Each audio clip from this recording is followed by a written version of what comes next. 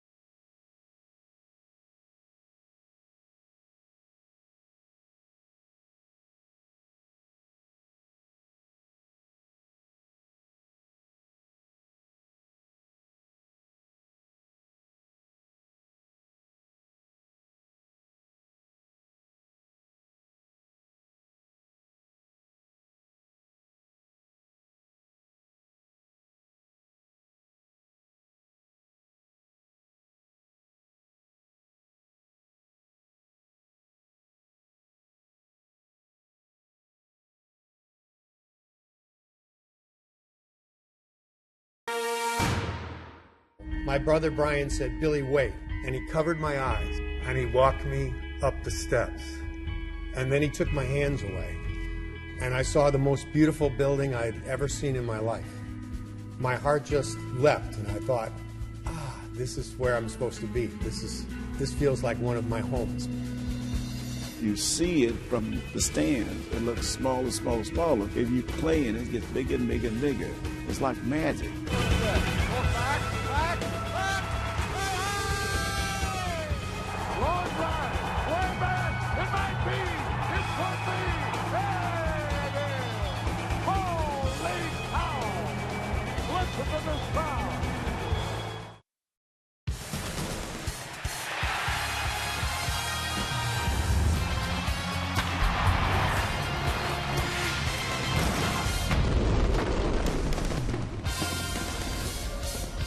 Well, the bleachers are open once again. They look great, and it is a gorgeous day to kick off the 4th of July weekend, and we are broadcasting live from the newly reopened bleachers, brought to you by Wintrust as the Cubs host the Miami Marlins. Feeling patriotic out in the bleachers today, along with Abe Deshays. I'm George Casper. So, nice day. Great to be back here. 10-game homestand, and the Cubs hopefully now rolling after winning 3 in a row. Yeah, an odd road trip, right? I got on the plane last night and said to Joe Madden, that's a kind of a weird way to go 3-3. He says, yeah, but when you go on the road and you're facing good clubs, 3-3 you'll take. The Cubs obviously didn't get it done in St. Louis, got swept there, but bounced back, just pitched lights out, shutting down the Mets, allowing them just one run in a 3-game set. So they come back from that road trip 3-3, and now a nice homestand heading into the break. And as I mentioned earlier, stretch of schedule that is pretty favorable in terms of the one-loss records of the opponents and the fact that they're home 16 of the next 27. And a holiday weekend, the Cubs will wear their Stars and Stripes uniforms tomorrow night. You know, you could make you use this hat and you put your charcoal in there and use that as a starter, a little chimney to start your fire for your grill tomorrow. Hopefully you'll put your Cubs tank top on a little bit later. There's Joe Madden, and the Cubs get set to host a team that beat them 2 of 3 in Miami at the beginning of June. Now the Marlins Southwest starting lineup. They come in having won 3 in a row, but still buried in 4th in the National League East, 34-46. So their lineup brought to you by Southwest. D. Gordon's probably going to start in the All-Star game. Kristen Yelich has been hot as of late. Adeiny Echeverria, the shortstop, bats third. Justin Bour, a former Cub draft pick, has been hot as of late. The catcher, JT Realmuto. Miguel Rojas gets the start at third. They've got a couple of guys on the DL, Prado and Stanton. More on that later. Cole Gillespie, former Cub, is in center. Ichiro plays right, and the pitcher, Tom Kohler, bats ninth. Cubs defensively, Dexter Fowler back in there. He's in center this afternoon. Coughlin left and Orfia right. Addison Russell is going to make his 3rd start at shortstop as Starlin Castro gets a break today. Bryant back in there at 3rd. Jonathan Herrera, who's been spelling these guys, gets an assignment at 2nd base today. He's been swinging it well. Anthony Rizzo at 1st. Miguel Montero behind the plate. Our Lexus pursuing perfection starting pitcher.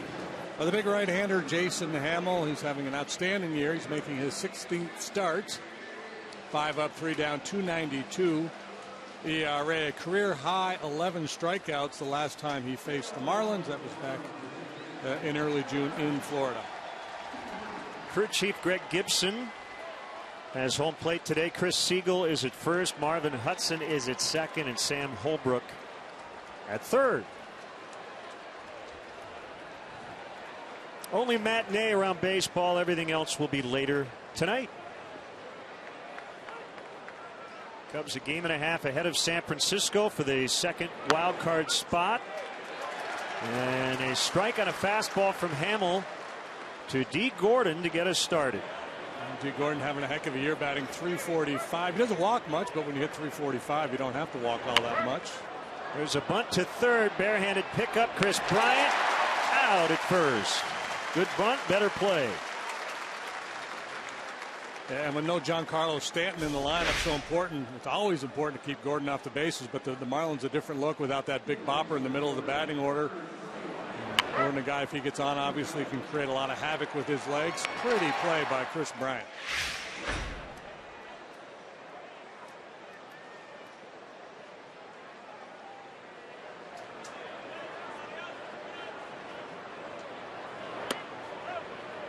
Sinker misses outside on Christian Yelich. When we saw the Marlins down at Marlins Park at the beginning of June, he was batting .220, but he is heating up, hitting .353 over his last 15 games and is now 9 for his last 14. Mild day, 71. Wind blowing in out of the east at 8. That was a good curveball from Hamel. Mostly fastballs and sliders from Hamel, occasionally the curveball, occasionally a changeup, but it is mostly concerned with fastball slider against Jason. And in that time as Yelich was able to fight it off.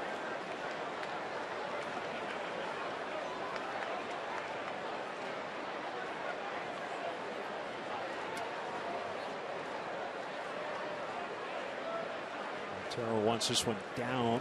That's where it is. Taken for ball 2. Marlins made a managerial change 38 games into the season. Mike Redmond was fired after a 16-22 start. You see what they've done under their general manager, Dan Jennings. Jumped into the dugout. And a deep drive to left center, and it is gone for Yelich. Boy, he loves this ballpark. A career .429 hitter at Wrigley Field. That is his 5th homer of the season. They've all come on the road, as have 16 of his 18 career blasts. It's a slider that didn't do a whole lot. Kind of backed up a little bit on Jason. Sat there in the happy zone for Yelich. His 5th, 10th allowed by Hamel this year. Here's your forward home run replay. Jason has yielded a very low batting average. Hitters are hitting just .215 against him coming in. He's kept the ball in the ballpark. Walked very few. Right in front of us, Chris Coghlan will get Echeverria. 2 down, and here comes Justin Bour. Funny, after doing all the games we do from behind home plate, when you come out here to the outfield, it's like you're watching the game in a mirror. It's a different feel.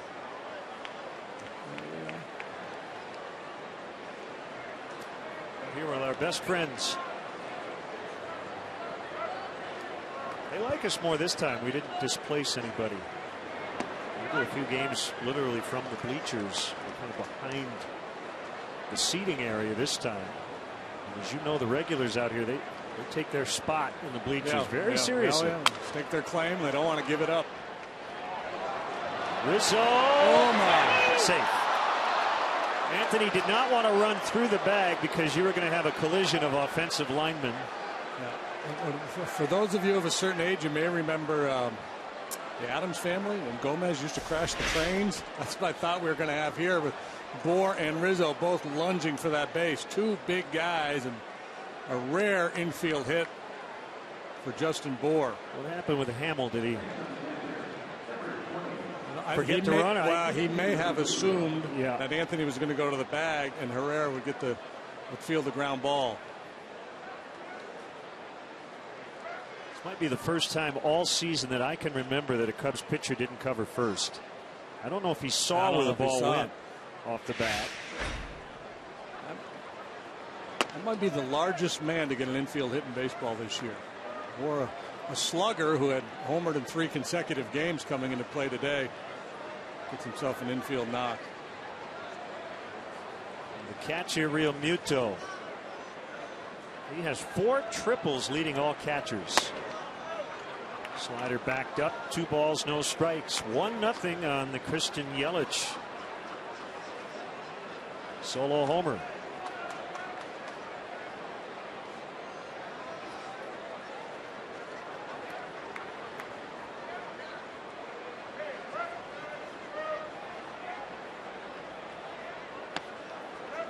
Three balls, no strikes. So you've got a Marlins team right now without Giancarlo Stanton.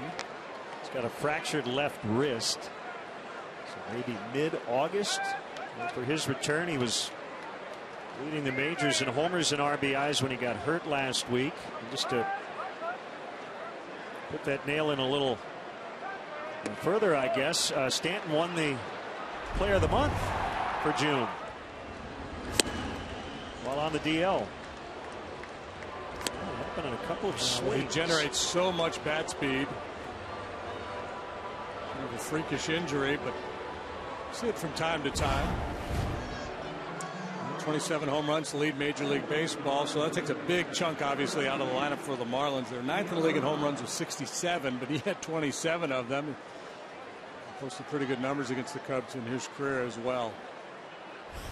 Set a club record for home runs in a month with 12 in just 24 games in June. So after the walk, now it's Miguel Rojas playing third. Martin Prado has a shoulder injury, so he's on the DL. And a strike called. Rojas came over in the D. Gordon trade from the Dodgers. And you see the numbers he put up at AAA New Orleans. He's coming off a 3-hit game yesterday against the Giants.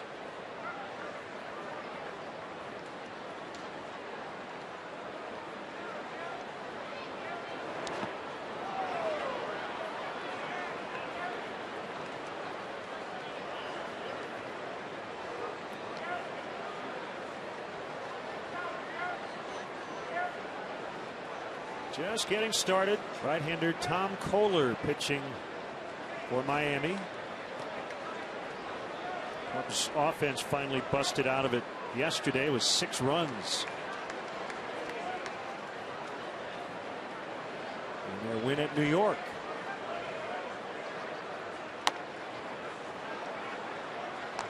Two and one. A couple times in the last month or so, Jason's had wobbly first innings. Overall, has not been a big issue for him.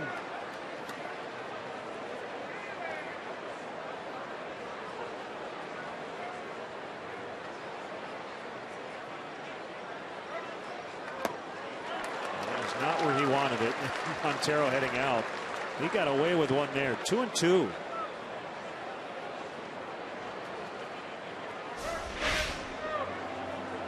That was a sinker. Yeah.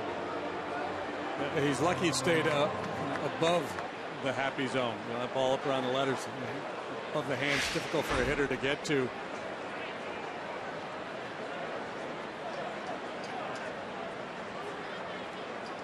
Belly button to mid thighs where the hitters do so much damage. You want to be down around the knees, bottom of the knees, and elevate four seamers, but you don't want to elevate that two seamer very often. Hamill will collect it, and the inning is over. With a shaky start for Hamill, gives up the home run to Yelich. The Marlins strand 2 after that. The Cubs are coming up from Wrigley.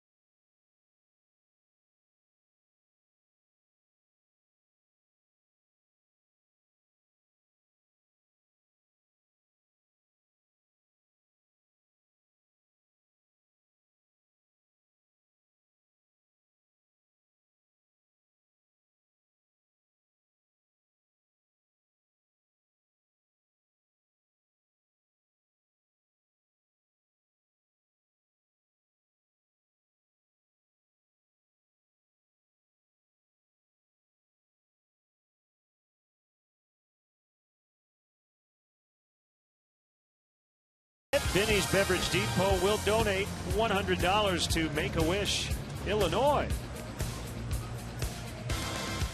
Let's check in on the Cubs Southwest starting lineup. They had a stretch of 8 games without a homer and 10 runs combined. Yesterday went deep twice and scored 6. Fowler was out of the lineup yesterday, back in there today.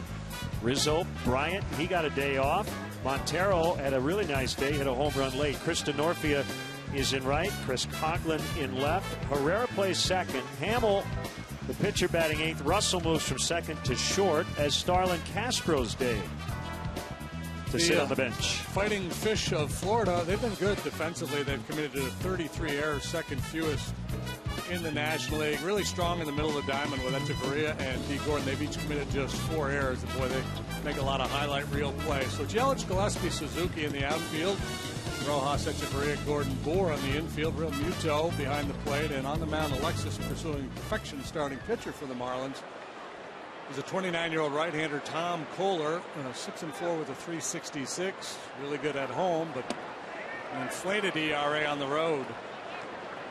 6'3", 235. Just turned 29 on the 29th of June. From New Rochelle, New York, at least that's where he went to high school. Born in the Bronx, and then went to Stony Brook University. The Seawolves. They've turned out some pretty good players in recent years. Got a nice program up there. Working quickly in the 1-1 to Fowler. If the curve drops in on the inside corner. It's probably his best pitch. He'll max out at 95 with the fastball. He'll throw more 4-seamers than 2-seamers. You see the splits home and road. Gordon will make the play in the outfield grass. And that's out number 1. Miller also has a slider and a changeup, but the curveball is his best secondary pitch. As we get started today, big thanks to our entire Comcast Sportsnet crew. Our tech manager Mark Harper. They were out here at the crack of dawn today getting us set up out here in left field. And this is a nice spot. This is not easy to set up a TV broadcast in a remote location, but did a wonderful job thanks to Joe Rios with the Cubs. And we'll chat with President of Business Operations Crane Kenny about the new bleachers. That's a good setup. We've got some shade. Yeah. Our tabletop looks like Clark Griswold's garage right around December the 23rd. So keep all the That's why we have matches this water away here handy. We can douse anything that sparks up. We can douse in a hurry. Anthony right up on top of home plates. You've seen his average dip below 300 now. I don't know if pressing is the right word, but he's been willing to expand his strike zone a little bit more here in recent games. Change up strike. The chase pitch for him normally is from a right-hander, down and in breaking ball.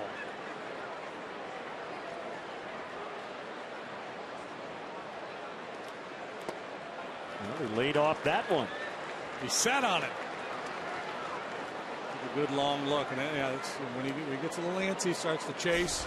That's the one. And normally the one down and in. This one's down on the plate. Saw the grip from Kohler. He uses that spike grip on his curveball. Breaking ball sent foul to left.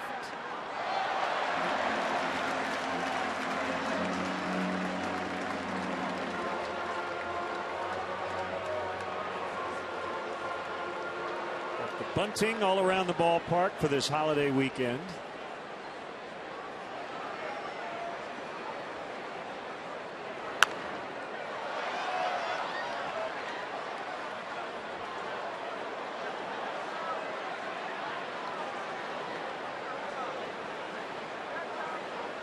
Guy's wearing his Cubs tank. He must have came to the ballpark with no shirt on today.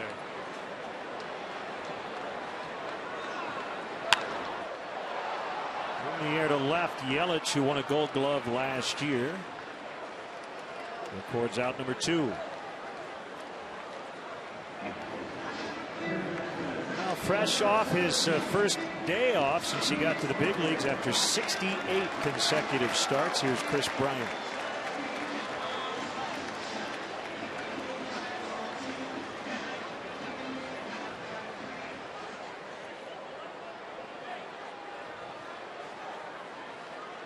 Say cheese.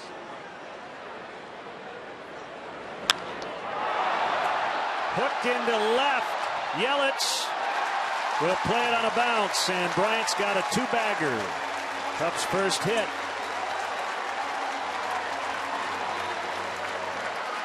Kohler pretty aggressive there, and so was Chris Bryant. And Bryant typically very patient, but he started to take that approach that Rizzo takes, ambush that first pitch every now and then. I think that will serve him well. Trying to get the jump on him was Kohler, probably with the idea of then trying to finish him with breaking balls, but Bryant attacks that first fastball, and here's the result. 2-out double. Chance to tie the ball game.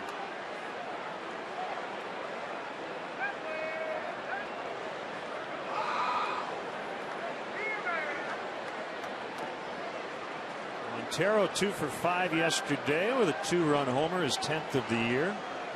5 consecutive double-digit home run seasons. And hits that ball hard into right, base hit. Bryant coming around third. Throw to the plate, not in time. Cubs rally with 2 outs and tie it at 1 here in the first inning.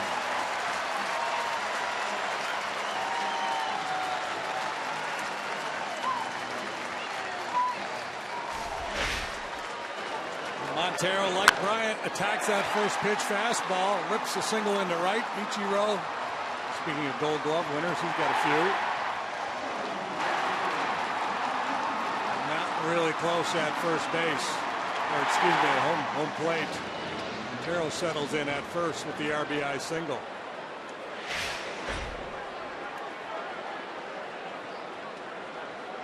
Well, the last 2 batters jumping on the first offering from Kohler. Now Chris Denorfia makes a slider for a strike. Jorge Soler still rehabbing at AAA Iowa. He has played in 3 games. He's 1 for 10 coming back from the sprained ankle.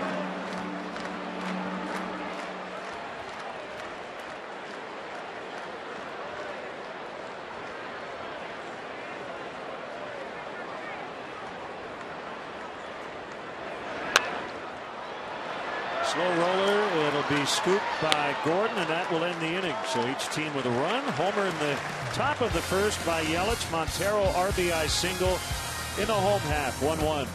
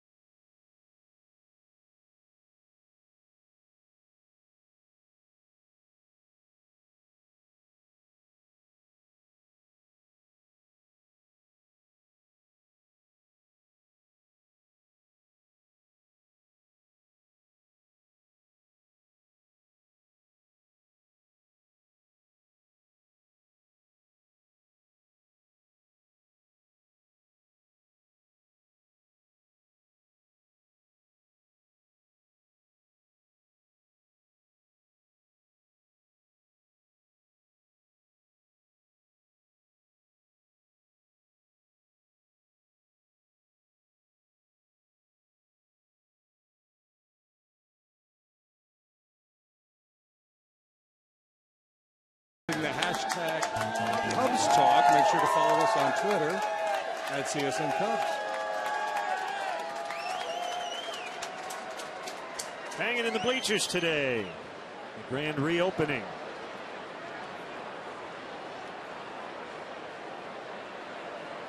And am I allowed to just at least tease the 7th inning stretch by saying it'll be a little twist, a little different?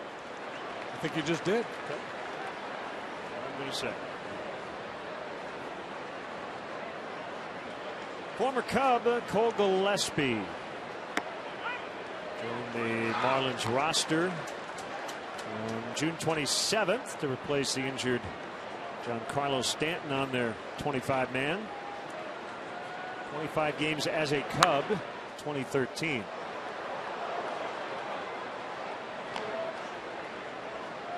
I think if you were to poll baseball managers, front office people, and ask them, who was the most irreplaceable guy for their team in baseball, Stanton would be near the top of that list, wouldn't he? Yep.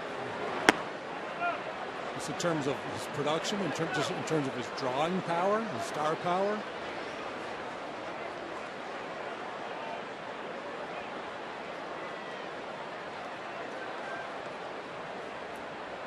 The 1-2 comes past Hamill, and it'll be a hit for Gillespie.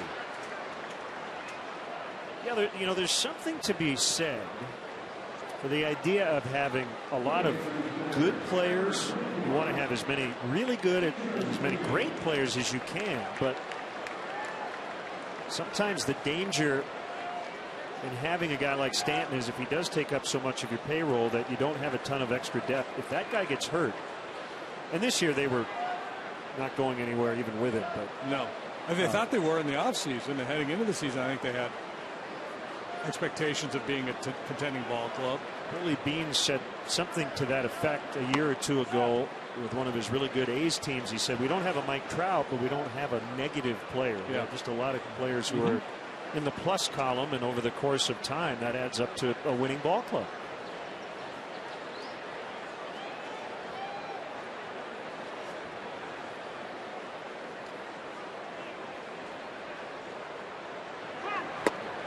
And if you project this Cubs group going forward, I think that's kind of the goal, right? So you have all these young kids, really highly regarded prospects. Some of them will probably be stars at this level. Some of them probably won't be stars, but they'll be good, solid major leaguers. And when they're young, they're very affordable. It's a very attractive model when you're putting your club together. Ichiro is not young. He is affordable. I think he's making only like $1 million or something. But 41 years old. Trying to snap, for him, a rare 0 for 20. 5 hitless at bats away from tying his career long 0 for.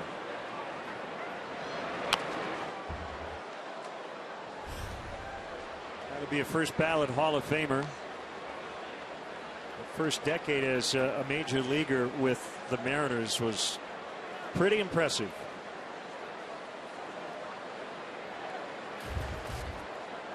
.2886 his hit total as a major leaguer. He really wants to stick around and try to get to 3,000. He's making $2 million as he strikes out.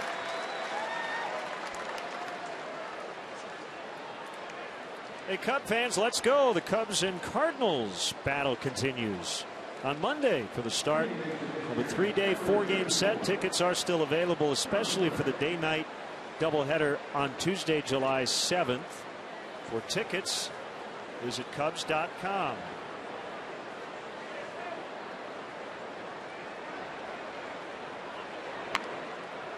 Kohler bunts. Rizzo will pick it up and get it to Herrera for the out.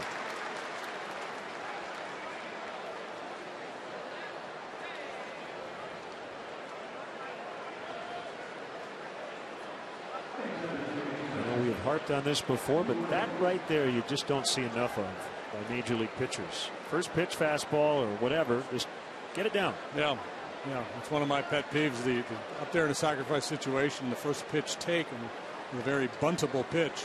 Actually, it might have been a changeup, but Whoever it was, Kohler got it down.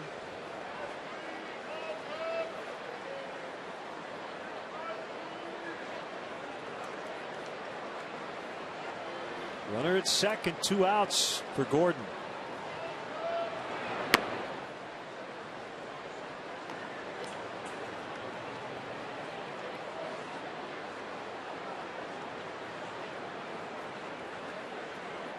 Tried to bunt first time up. Bryant made a nice play on him.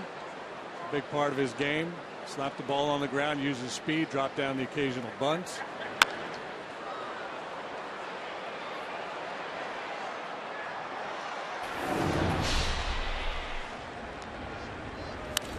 Gordon strokes it right center field. That's in the gap. That's going to the wall. It will score 2. Gordon headed for third. On his way home. Relay. Got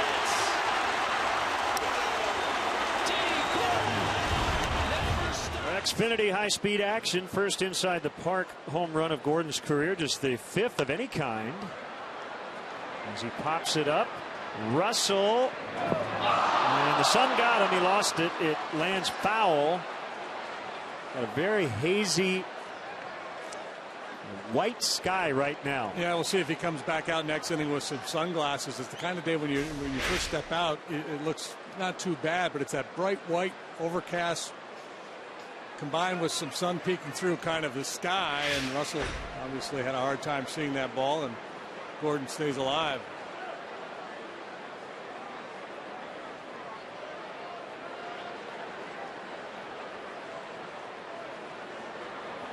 Points that front toe in, a la Denard Span.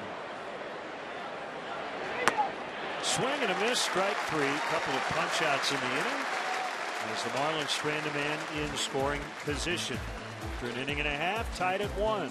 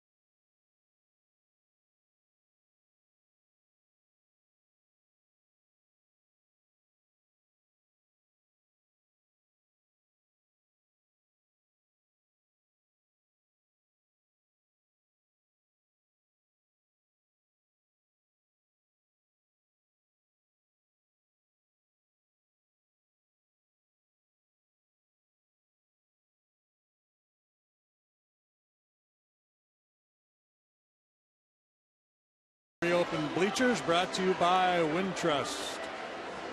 1-1 ball game here as we head to the bottom of the second. Tomorrow the Cubs will take on the Marlins. First pitch is at 6:15. First 10,000 fans at the ballpark will receive a Cubs camo cap presented by the Magellan Corporation after the game. The first ever fireworks show here at Wrigley Field. Tickets still available at Cubs.com.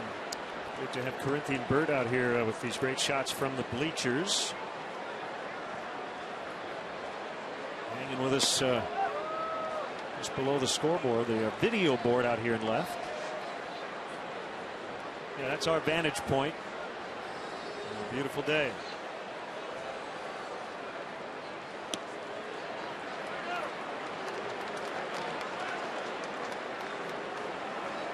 Super Ken assisting as well. Not just Ken, he's Super Ken. Super Ken. Is he related to Super Dave? I don't know if his last name's Osborne. There's a strike, 3-1 on the ex-Marlin, Chris Coghlan. 3 walks on Thursday against the Mets.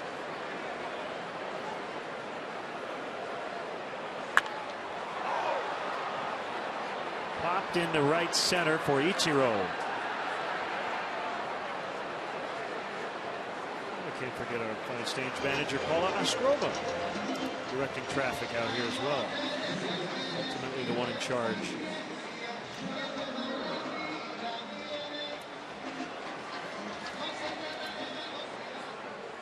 What a day for Jonathan Herrera to start at third base yesterday. He had his best game as a Cub.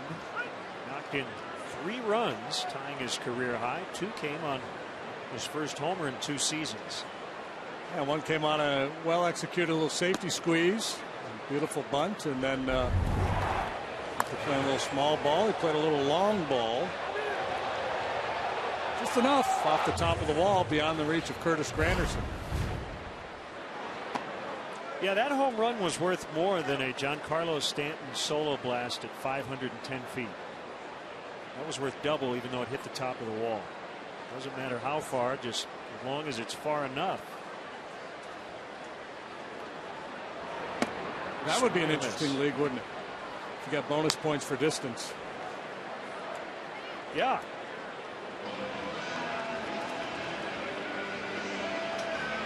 A strikeout for Tom Kohler.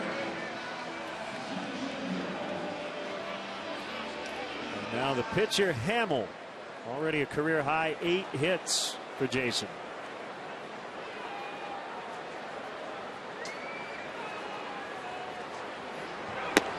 So the marketing bonuses, the milestone bonus thing for A-Rod, he and the Yankees have worked out an amicable resolution.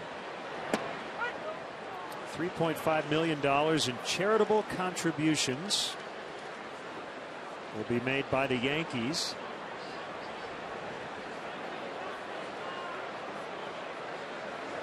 That's the way it should be resolved, right? Just send the money to charity. Pretty good idea. So the Cubs go down quietly in the second. It's 1-1.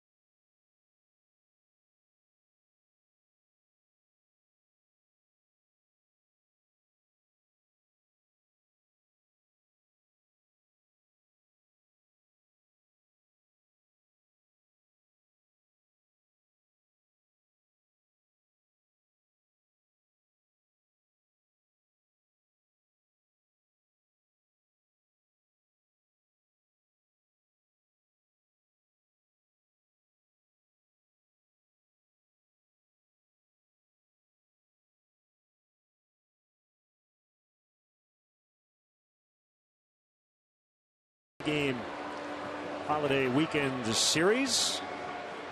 We had some food delivered here from Hot Dogs. Cubs Hot Dogs, Vienna Beef, and Levy Restaurants unveiling new concessions offerings in the Budweiser bleachers today. And get an explanation on what sort of eats we have here in a moment. As Yelich will lead it off. He homered in the first.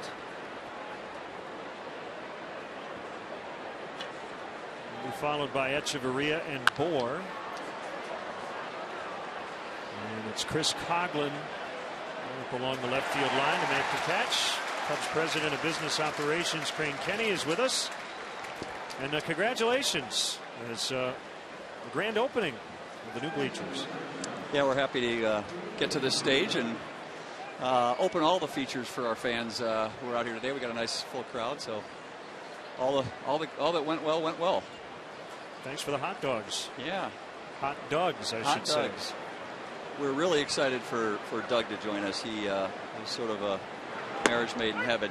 He finished his store and wasn't really interested in running that famous spot that he had for about 15 years, and 81 days seemed about the right length for him. So we're really excited to have him here in the bleachers. The thing I really like is you've got names of former Cub greats. Some of the items here. We've got the Rick Russell, the Dave Kingman, the Carmen Fan Zone. Yeah, he's used those names for years in his store. So those weren't things we asked him to do. He brought that with him, which and I think you'll see a rotation. He's got other hot dogs and sausages that'll be coming with other very popular Cub names like the Carmen Fan Zone. I can't wait to try the Hector Villanueva. That's the one I want to get into. Probably be spicy, I'm guessing. So 2 outs here in the Marlins third. So we are right underneath the big video board. And this is a great spot.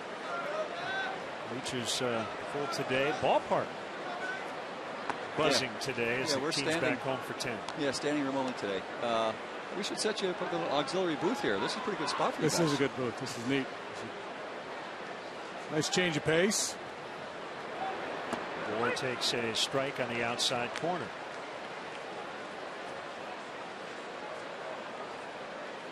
Yeah, the patience paid off, Crane. You wanted to do it right. You didn't want to have to rush anything. And, I know the fans remained patient. I know you appreciate their patience here these first few months. Yeah. We wish we could have had it finished for opening day, and so opening in phases certainly wasn't Plan A, but it worked out. And the fans, you're right, they were patient. The players have been patient, and I think the reward's there. And what was just kind of a big hole where the old parking lot was, we're starting to see some good progress to the west of the ballpark too. Yeah, next year the big deliverable is for the players. We open the clubhouse on opening day, and so that hole, as we put the lid on it, that actually becomes the players' clubhouse, and 30,000 square feet of space. It's similar to what we did in Arizona. Really, we about tripled their space going from the old Hohokam Fitch facility over to the new one. And the same thing will happen here out there on the plaza. Full count, 3-2. As far as what the fans show up at the ballpark and what they see in front of them in the stands or out here, that's pretty much done for now. I mean, we're talking clubhouse and kind of behind the scenes. Yeah, next year is more behind the scenes. Exactly right. The players obviously see the big benefit. The fans will see a much cleaner concourse area, but the other features come on a couple years from now. Looking forward to a fun 7th inning stretch. We didn't give away anything today, but we want to make sure people are watching today. It's going to be a lot of fun. And yeah, grab a hot dog out here in the bleachers. Crane, thanks for the time. Enjoy the rest of the day. Enjoy the day, guys.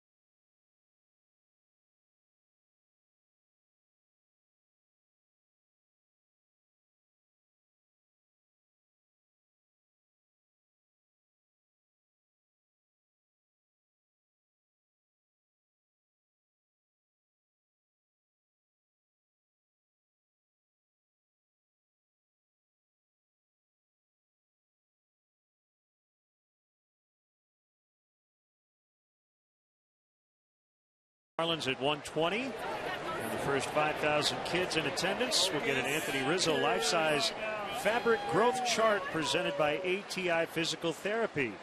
After the game, the first 1,000 kids 13 and younger with wristbands will be allowed on the field to run the bases, weather permitting. For more information, visit Cubs.com.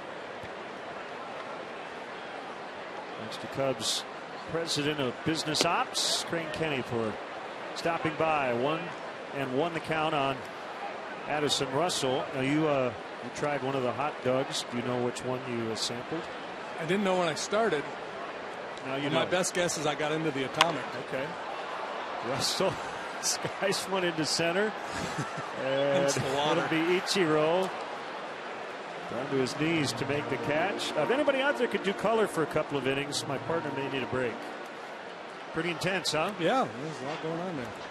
But yeah, so many more to sample. You want to try one? I'm going to wait. Ichiro, he battled. We saw Russell with that foul ball earlier. Ichiro there obviously having some issues with the sun on that fly ball. Despite the sunglasses, still had to battle it to his knees to make the play. We're not playing yesterday, only the second game he has missed this season.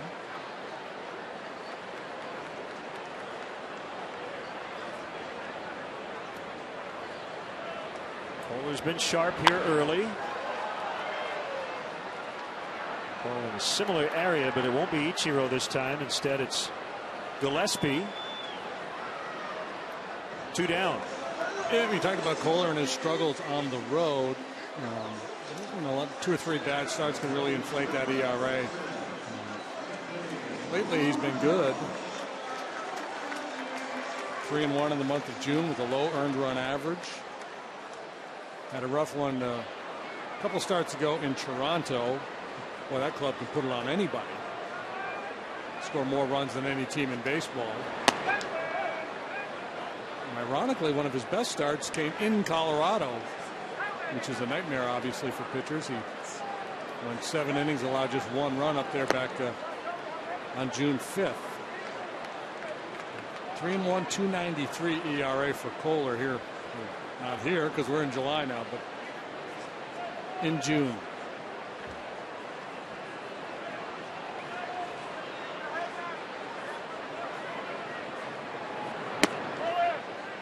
Change up inside. 3 balls, no strikes. People are storming the gates trying to get up here to get these hot dog sausages. Looks like they have to pour boiling oil down on them to keep them away from the castle. All 4. That's a good sign.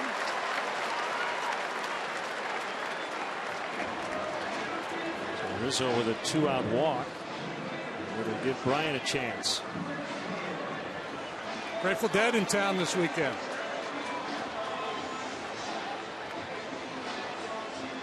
Remember last time Bryant came up there and jumped on that first pitch fastball, hit a double to left. We'll see if Kohler's a little more cautious here. See if he snaps off a curveball on 0-0.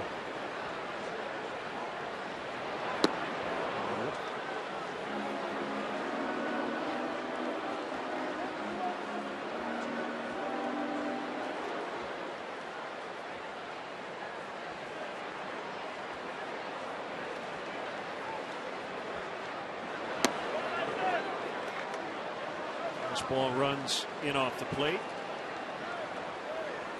1 ball, 1 strike.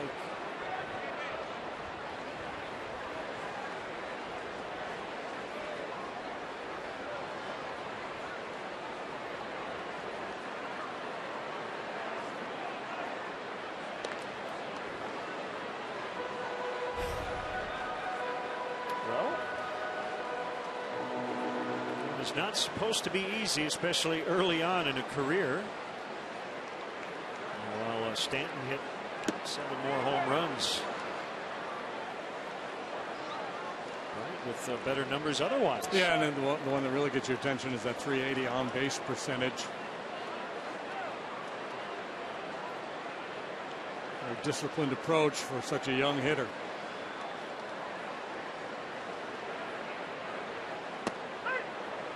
Strike 3 right at the bottom of the zone. His second punch out. Careful with that hot dog. Yeah, we're going to sample one of these other ones.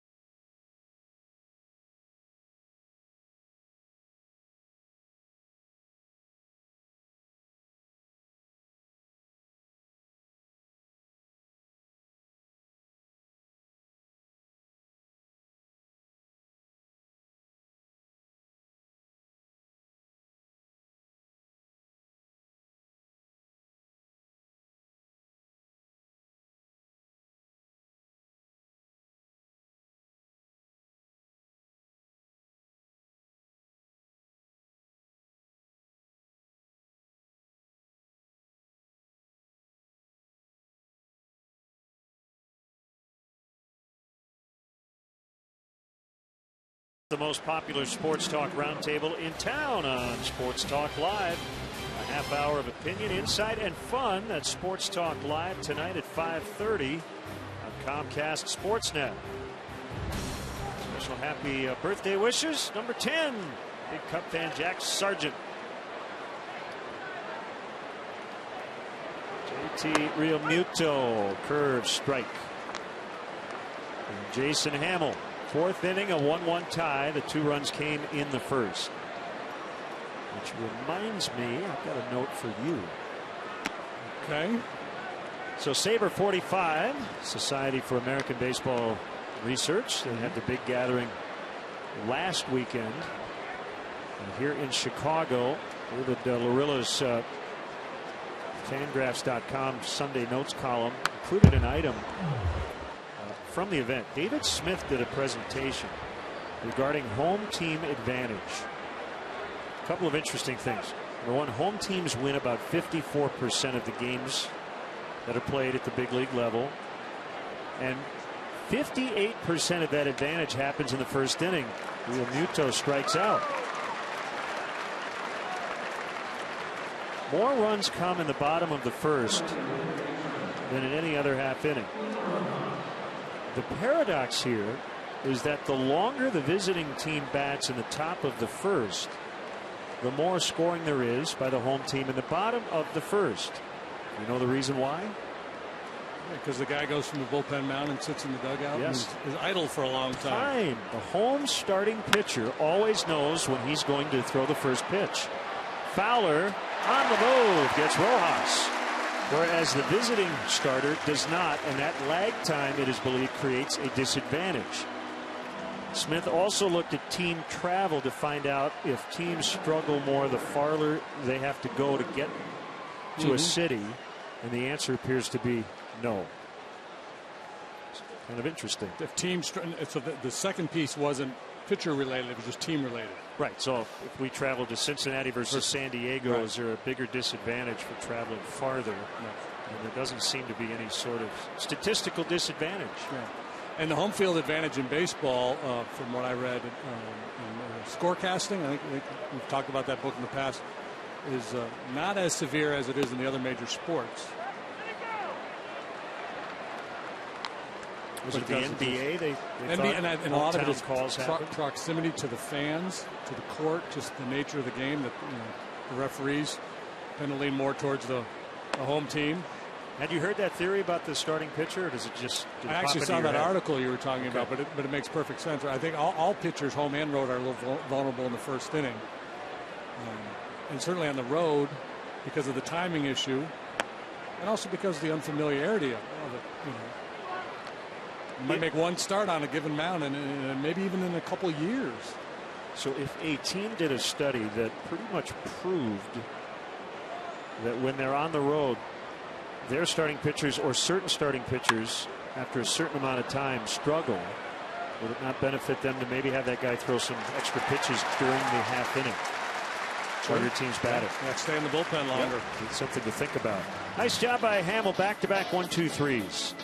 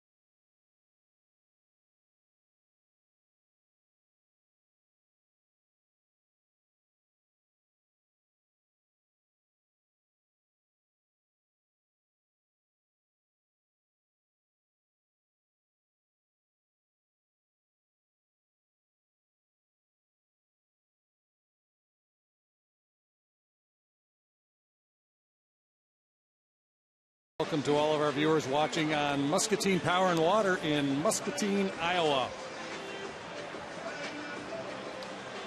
Standing room only here at Wrigley Field today.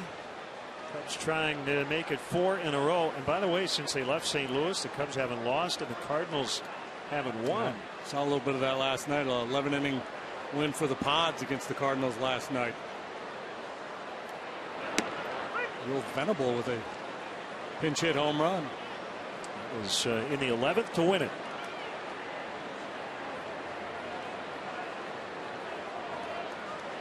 One strike offering. Montero checked his swing and fouled the pitch off to the seats. Knocked in the tying run in the bottom of the first.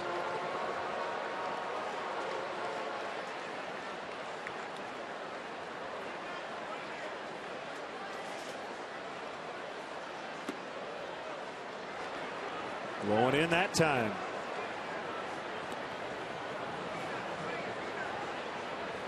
Middle innings, second time through the batting order, been an issue for Kohler.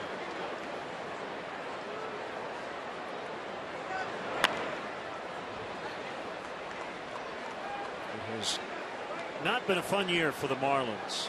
As JD mentioned earlier, high expectations.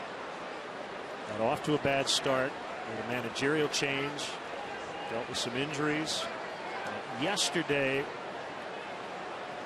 don't think there's any doubt, was the best day they've had all year. As Kohler over to cover. They'll go 3-1. Jose Fernandez made his comeback from Tommy John surgery. They had a Huge crowd in Miami. They won the game to complete the sweep. He hit a home run. And we know when the season started, they were hoping they'd be in contention and that Fernandez would kind of be like a midseason acquisition. Yeah, it's going to help get them over the hump.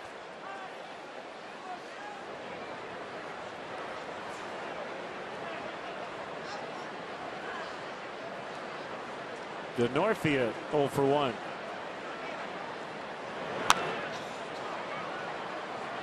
Martin Prado is on the DL, as well as Giancarlo Stanton, Captain America, at the ballpark here this afternoon. Proudly displaying the stars and stripes.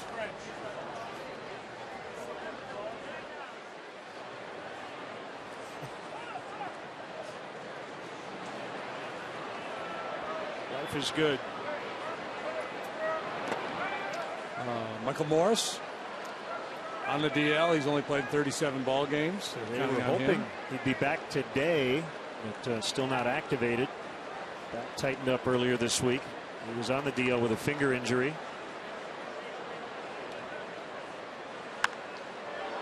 Up the middle, base hit. There's a hanger from Kohler and Denorfia. And a solid single. Just stayed back nicely on the breaking ball through the middle of the diamond.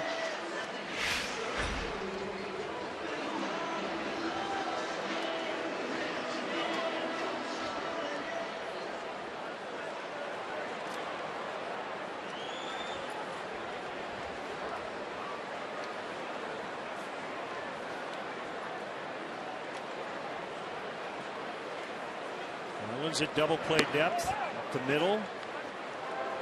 Ball one to Coghlan.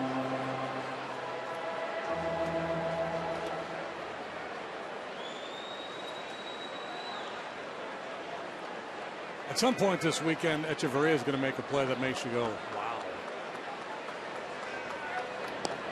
Yeah, he's a good one.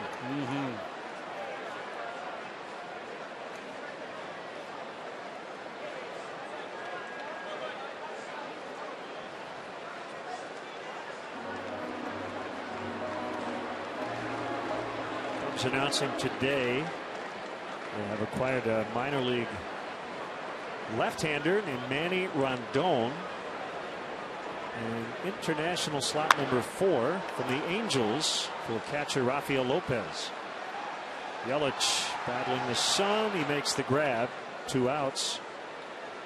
Lopez had been designated for assignment on June 27th. Made his major league debut with the Cubs last year.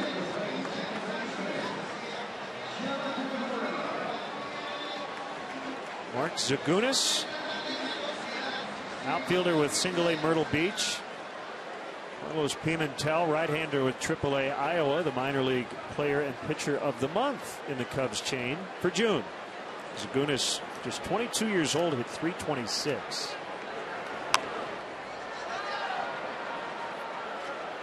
Pimentel went 4-1 with an 0.95. In his June starts, he's 25 years old. Did not allow a home run all month.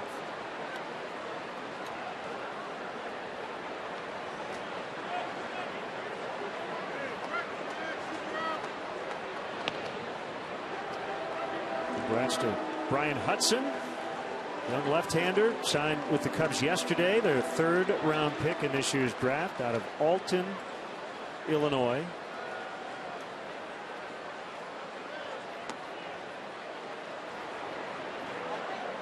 He was born in 1997.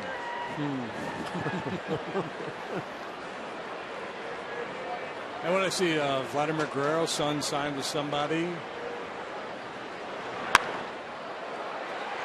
I see the Blue Jays. Yeah. And there's somebody else's kid that signed recently too.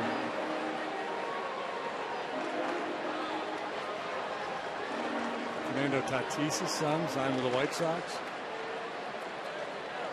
A lot of people's sons recently signed. They're all somebody's son, right?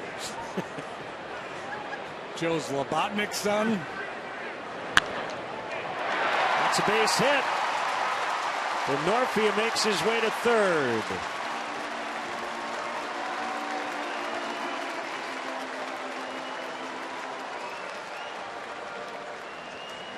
And Herrera continues to contribute.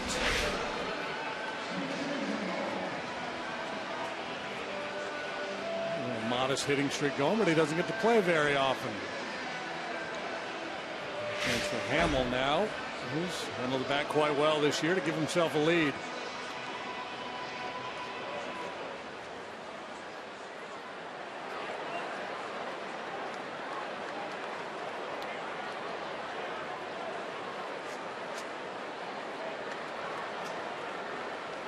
Comes down with 4 hits.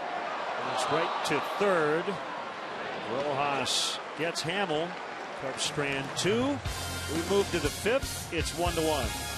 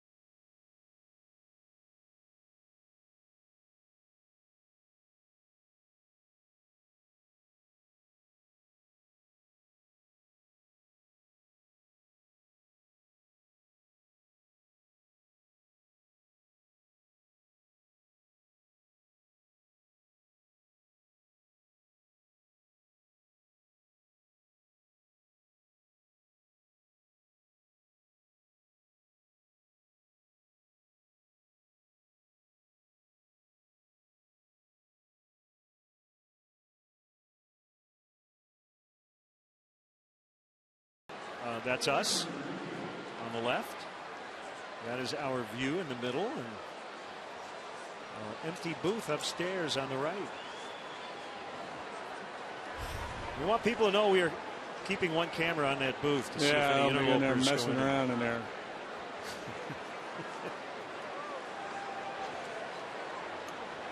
Matt Vasgersian and John Smoltz will be in that booth tomorrow night. Ichiro whiffs, strike 1.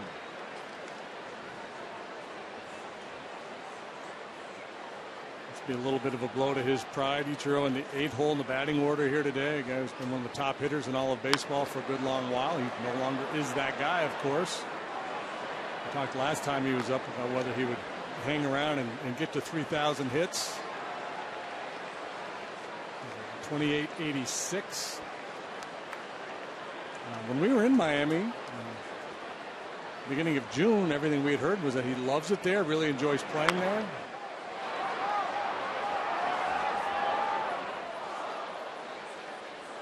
The combined numbers pretty staggering. 4,164 career hits, including his time in Japan.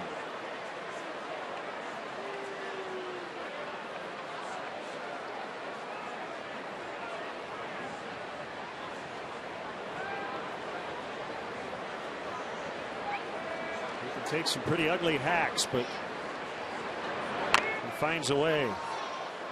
Lunging at the baseball. Still 2 strikes. He gets out on that front foot. So yeah, he'd be 3rd on that list if you counted his time in the pros over in Japan. And Rose and Cobb.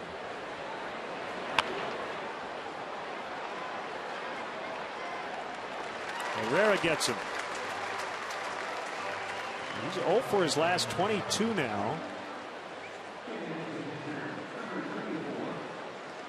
The Marlins are 0 for their last 10 against Jason Hammel. Jason a little shaky with his command in the first inning, allowed the home run. An infield and a walk. Typically, we could tell when Jason has figured it out when he's able to make the pitch he's trying to make. No. when he commands down and away with that fastball to the right-handed hitters, that's usually a good indication. And clearly, that one misfired by a good bit.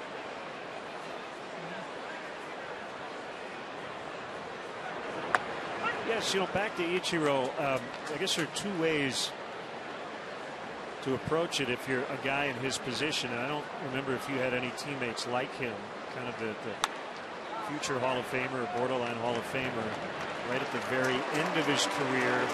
Doesn't play every day, not putting up the numbers he used to. Is he just kind of counting his blessings and going, I'm still wearing the big league uniform? Any wisdom I can impart on these young guys, I'm happy to do it. Or is there this, man, I used to be really good? Yeah, and I think there's a little bit of both. As long as the guy is healthy and feels like he can still do some of the things he used to do, still catch up to a fastball, still run the bases and all that. As long as you're having fun doing it, I think guys will be inclined to stick around. If the health starts to fail, if you just fail miserably to the point like this isn't any fun anymore, I think that applies to all players, whether you're Hall of Fame caliber or not. And you just kind of lose that ability to play at a high level. A lot of guys, they just, and the elite guys like Ichiro, sometimes it's like, I just can't stand being mediocre. It's time to move on. It depends on whether you're on a playoff contender or not, and if you're able to contribute to team success.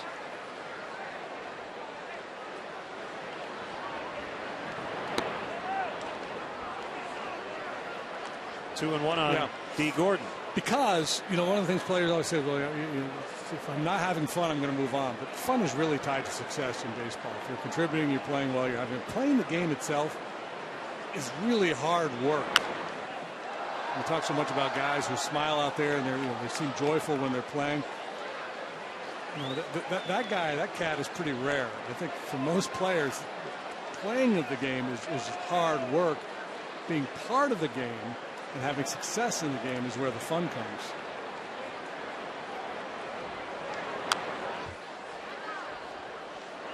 How many players that play a long time in the big leagues, and when they're asked afterwards, what do you miss the most?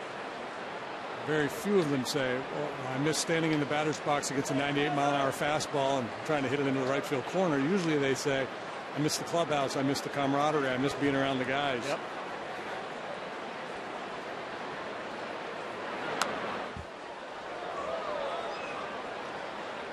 There's a great Pete Van Wieren told me years ago after he retired, what do you miss about the game? I miss the per diem.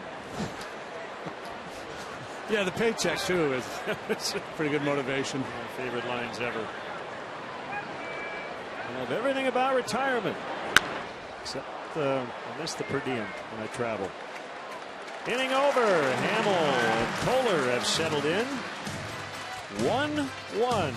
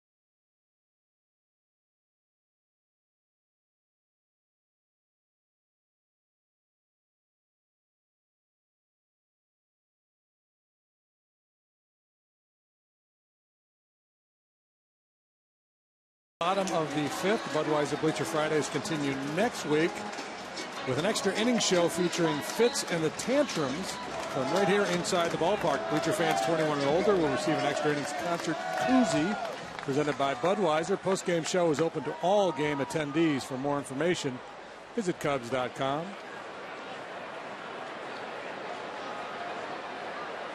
1-1 tie. Breaking ball, strike. Kohler to Russell.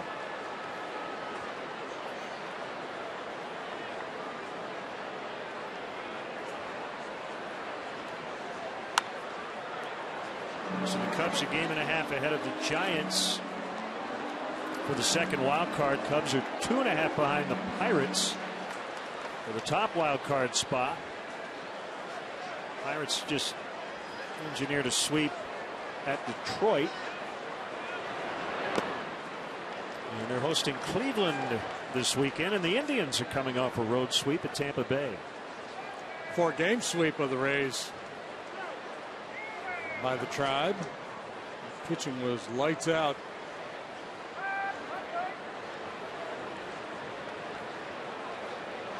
One, two is hammered into center.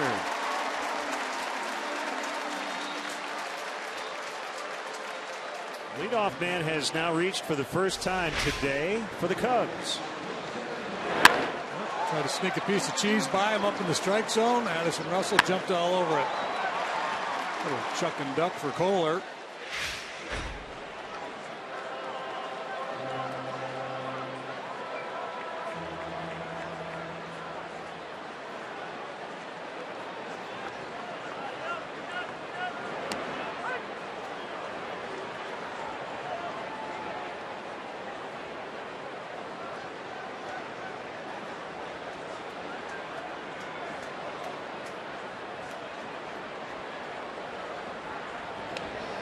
Just as Kohler was ready to throw to first, I was thinking if Joe may try to make some things happen here in this 5th inning. First time they've had a guy on with nobody out. Russell not moving.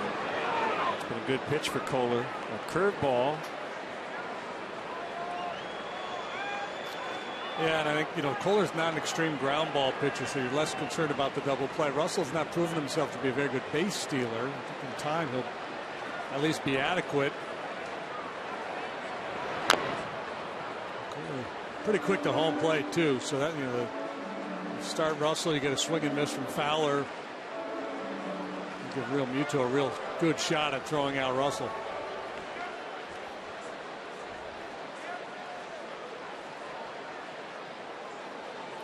Have not been many attempts with Kohler on the mound this year, just 3. Base stealers are 2 out of 3. And his quickness to home plate just shuts down the running game for a lot of clubs. Swing and a miss, strike 3. An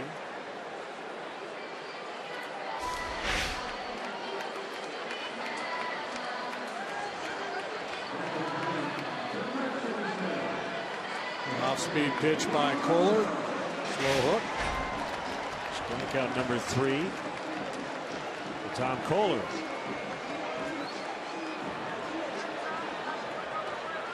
That little guy in the background there, he's got a Rizzo doll in his hands.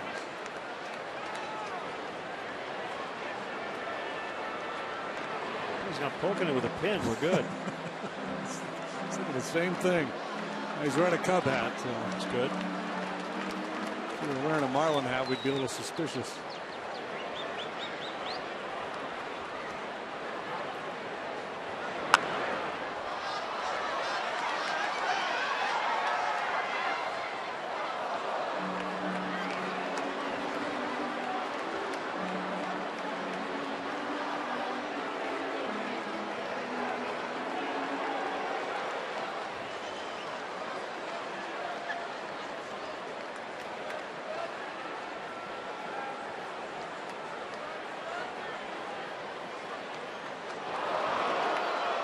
Rizzo got hit.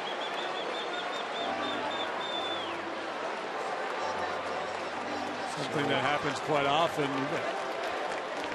Dinged in St. Louis by John Lackey fastball, really smoked him. This is a changeup. It actually floats inside. Looked like it almost went between his legs off that back knee. 16 hit by pitches. We're not even halfway through the season. Changeup, maybe a slider, but either way, not a good pitch by Kohler. And Russell into scoring position. Rizzo leads the rest of the pack by 5 hit by pitches. Lucas Duda, Alex Gordon, Brandon Guyer all have 11.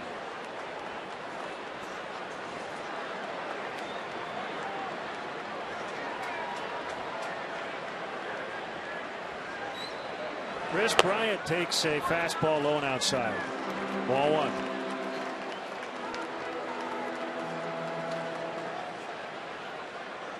Eighth start for Kohler since a very brief stint in the bullpen. He had 1 3-inning relief appearance in mid-May. 32 starts last year. He's gone against the narrative today of lights out at home and awful on the road.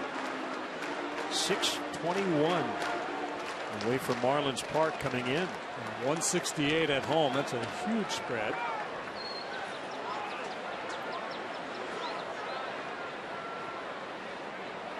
The 1-1 sent in the air to right. Ichiro circling, and he makes a catch. I think just in foul territory. 2 outs. Yeah, again, good dropping to his knees to catch that towering pop-up off the bat of Chris Bryant. He's battling. You see the sun reflecting in his glasses. He's closing in on the bullpen mound over there.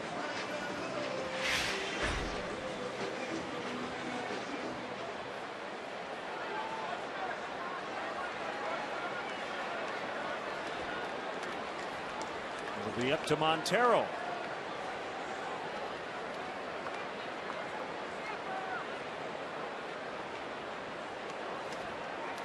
He's got 10 homers before the break. His career high 18. Nice pick by Gordon. And that'll end the inning. Montero trying to give the Cubs the lead, but D. Gordon makes the play. Still tied at 1 after 5.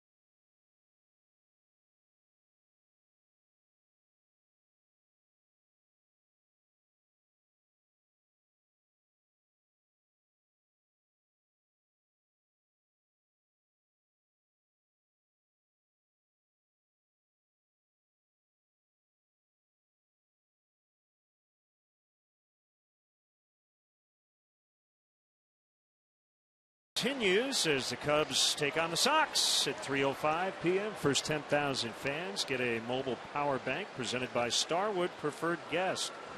For details, visit Cubs.com. This is a nice play by D. Gordon on the short hop, backhanded pick. That saved a run. Topspin smash by Montero. Gordon coolly to his feet to flip it over to first base. We talked about this middle infield for the Marlins, among the best in all of baseball.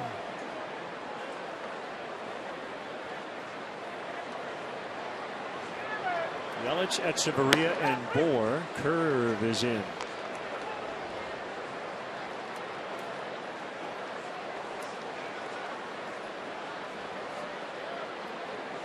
Home run first inning for Yelich. Fly to left his next time up. Hamill was just a little out of sorts in that opening frame. He got out of the inning with only that home run allowed, and since then has given up one base runner. That was a Cole Gillespie infield hit to start the second. We're now in the sixth.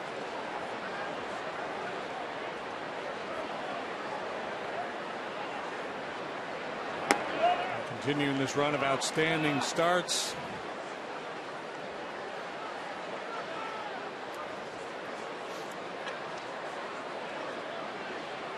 Completely shackled that Met lineup. Hendricks, Lester, and Arrieta.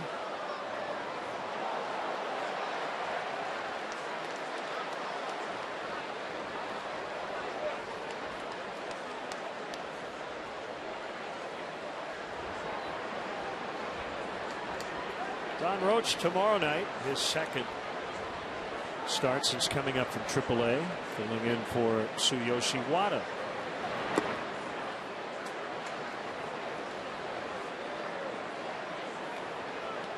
It's like Yelich is seeing the ball really well right now. He didn't even blink on that breaking ball. He came in 9 out of his last 14, is now 10 for his last 16. Hey, you can tell, can't you, when a hitter's seeing the ball well and he's confident, how quiet they are in the batter's box and just the way they take pitches.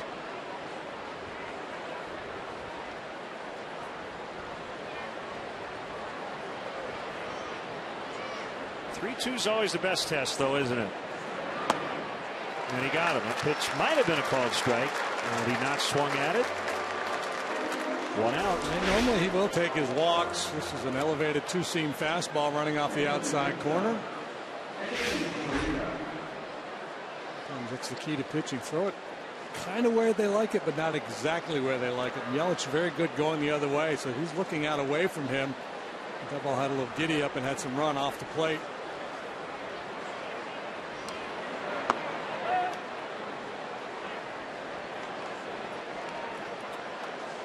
I saw a tweet about the Mets plane. They were flying to LA. They had to divert to Detroit because of a media member having a medical issue. A little concerned as Russell gets Echeverria. It was late last night. And Adam Rubin, who covers the Mets for ESPN New York, writing today, it was Howie Rose who had the health issue. Our good friend Howie used to do television, now is the radio voice of the Mets. Citing a source, he remained in Detroit for medical attention, now is headed back to New York. Feeling better.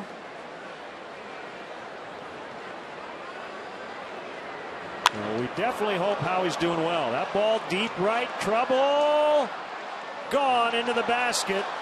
Justin Bohr with a go-ahead home run for the third consecutive day, and he has homered now in 4 straight. 2-1. Yeah, last time we saw the Marlins, Justin Bohr had homered in 3 consecutive games leading into that series. Hamill started the first game and completely shut him down, punched him out 3 times. Big fella, obviously a streaky hitter. As Joe Madden likes to say, the home runs come in clumps, so he's feeling pretty clumpy right now as he goes deep for his 4th consecutive game. Look at the big guy takes a very aggressive swing. Hamill with the reaction knows he's giving up some damage. Well, Bohr hit a game-ending 3-run shot 2 nights ago. He hit the game-winning 3-run blast yesterday. But I'm telling you right now, that's the biggest home run he's hit in his career because it was against the team that drafted him. Right? Feels extra special, I'm sure. Yeah, he probably dreamed of hitting a home run here at Wrigley Field as a Cub. Instead, he does it as a visiting player. Bryant will pick it up. High throw, but Rizzo on the bag, and the inning is over. So the Marlins today have homered twice. Yelich in the first, Bohr in the sixth.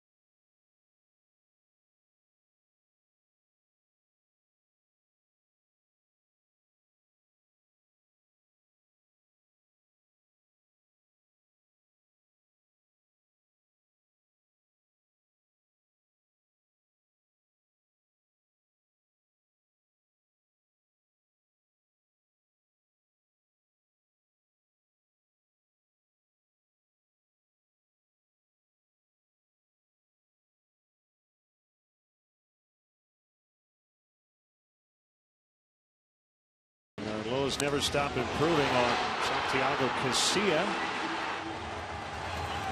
Wednesday night, 9th inning, game over. This was yesterday, 3-run blast to give them the lead they would not relinquish with Matt Cain.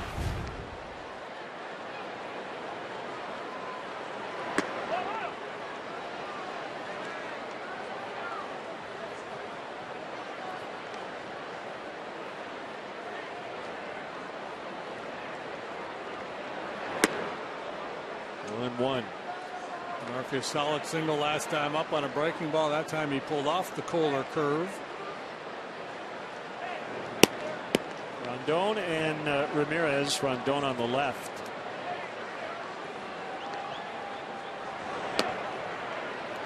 Slider just missed. The Kohler curve, it sounds a little bit like the Slauson cutoff.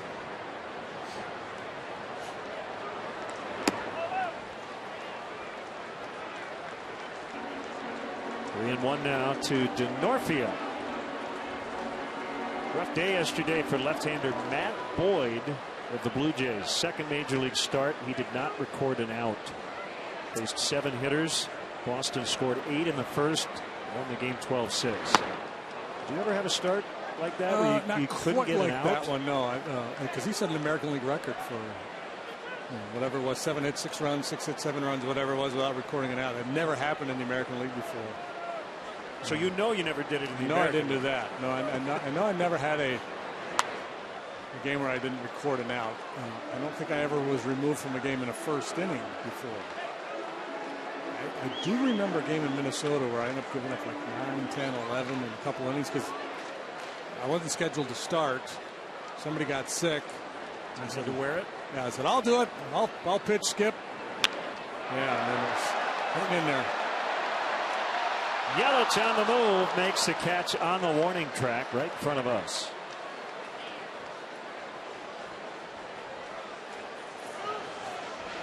On Friday, September 11th, the Zach Brown Band is coming back to Wrigley Field for the Jekyll and Hyde Tour. Tickets are on sale now at Cubs.com/ZB Zac Brown Band. Don't miss your chance to see this 3-time Grammy Award-winning band right here at Wrigley Field.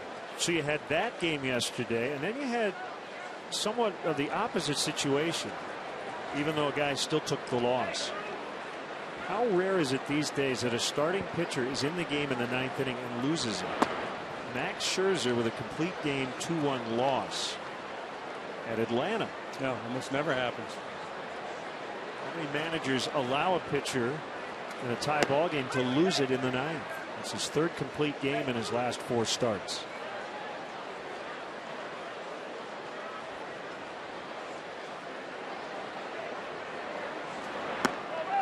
Curve is outside, and Coghlan.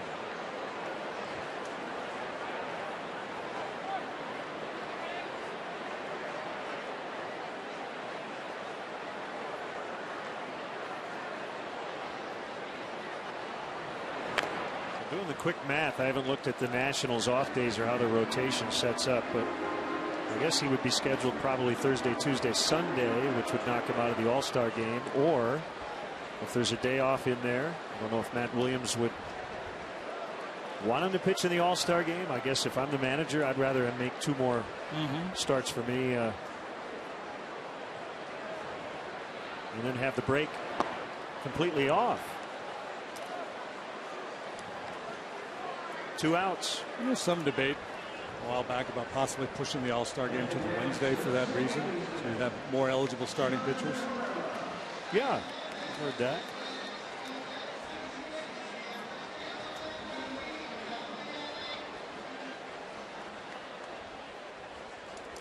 I kind of feel both ways about it.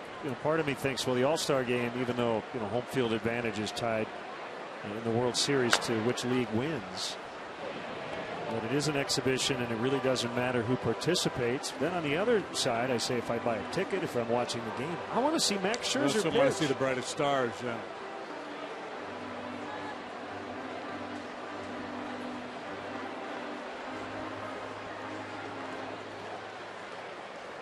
See Scherzer face Mike Trout. That's kind of the idea, right? Just foul.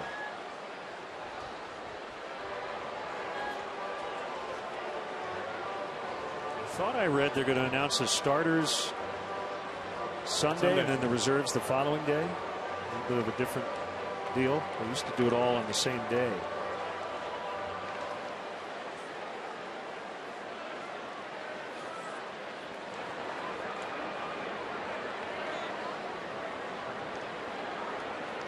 So Gordon and Stanton will make it from the Marlins. Stanton won't be able to participate due to his injury. I believe Anthony Rizzo would be the #1 Cubs candidate. A couple of starting pitchers possibly in the mix. Arrieta, Hamill. You've got Montero, Bryant.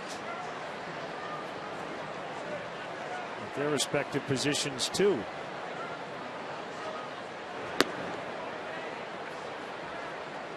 How many catchers do they typically take? 3? That sounds right. Posey's leading the voting. Molina, Cervelli, Montero, Yasmani Grandal. Yeah, it's a good maybe group. the best offensive numbers in terms of OPS. When I looked the other day, Grandal was better even than Posey.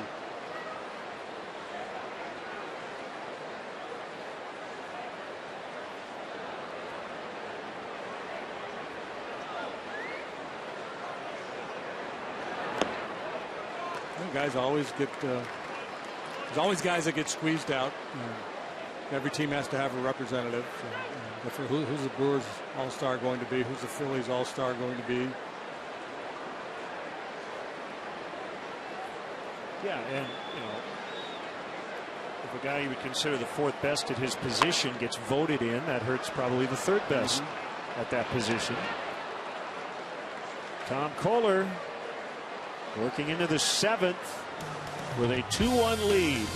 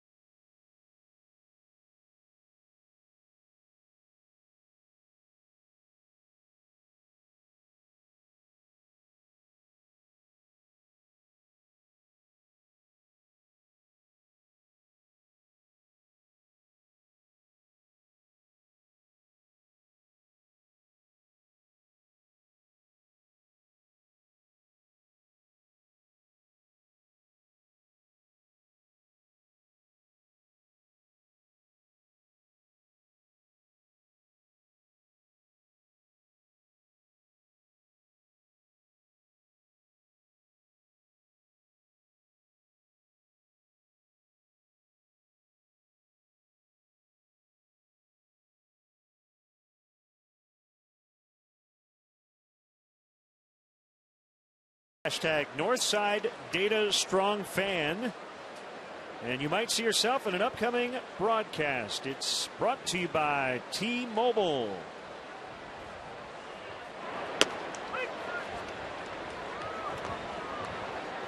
Seventh inning. 2-1 rather, Miami.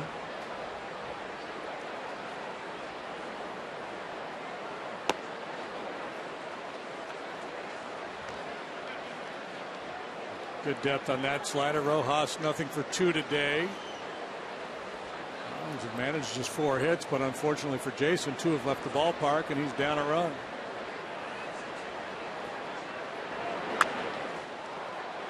Poked out into right, foul into the Miami bullpen. Looks like Steve Cishek is up.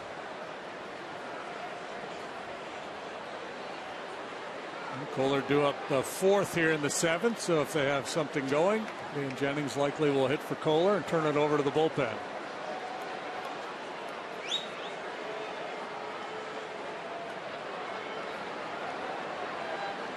Hamels 0-2 is too high.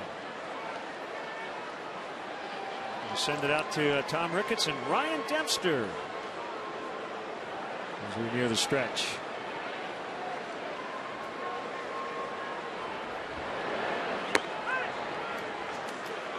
Called strike 3. Oh, wait a second. Painted there. Yeah, it was perfect. Yeah, we got a couple of schooners. There's ours. Let's go. Kind of hard to toast with an empty mug. Gotta know some people.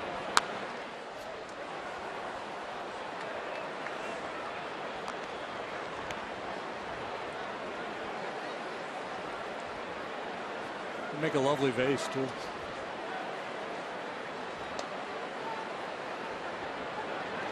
For vase. Make a nice parfait in there, Len. Would be good. Yeah. Red, white, and blue for the 4th.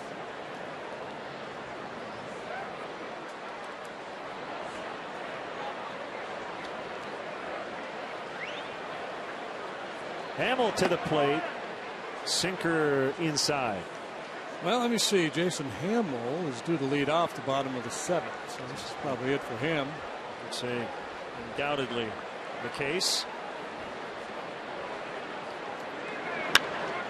Breaking ball driven out into deep left center, but playable for Fowler. 2 down here in the Marlins 7th. We'll bring up Ichiro.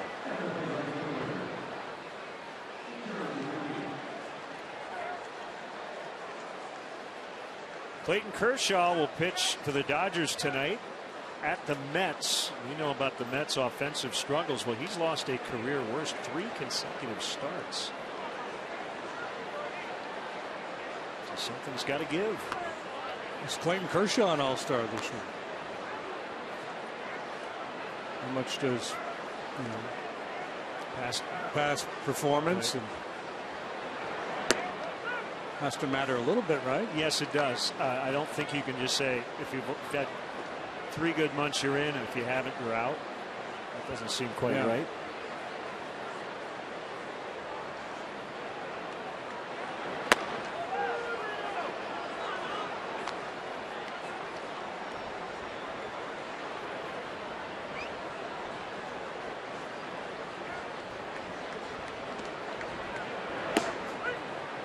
We're going to like the stretch coming up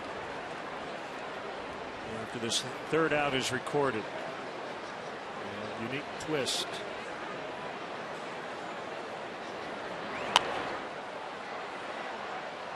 Herrera out. Denorfia in. Sliding grab. Chris Denorfia.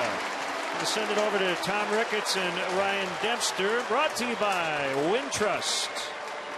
Ladies and gentlemen, please direct your attention to the Budweiser patio in right field, where we're joined by former Cubs pitcher Ryan Dempster and Cubs chairman Tom Ricketts. All right, Cub fans,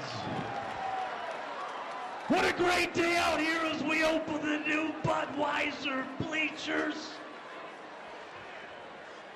A special thanks to all the Cubs fans for being patient, and especially our friends here in the bleachers. Let's raise our glasses. Let's tip our caps to the real Harry Carey. All right. Let me hear you. Good and loud. On 1, on 2, on 3. Take me out to the ball game. Take me out to the crowd.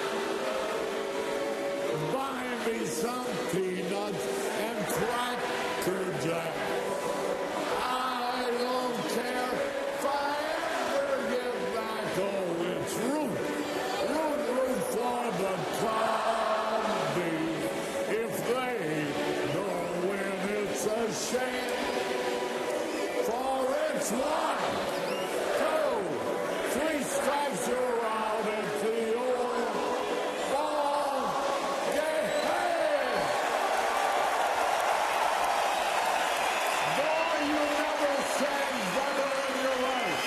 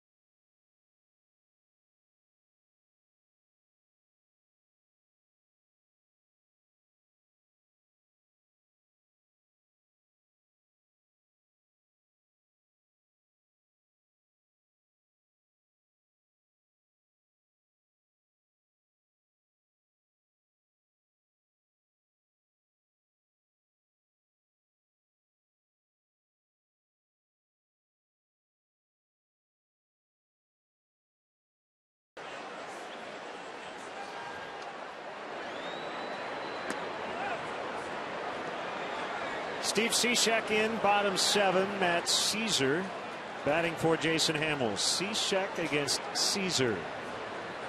Selling seashells by the seashore and a strike on a slider.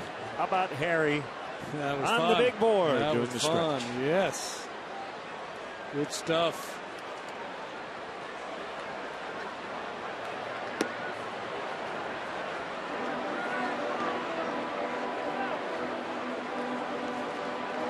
Cishek, formerly the closer for the Marlins, really struggled early on. Actually was demoted when we were in Florida. 1st of June, he was sent down for a few days. Came back on the 12th. Went down there to try to sort things out mechanically. Pitched pretty well since returning. A.J. Ramos has taken over as the closer, and he's been lights out. Caesar had the game-winning RBI in New York on Tuesday night. 2-out double in the 6th inning in a 1-0 Cubs victory.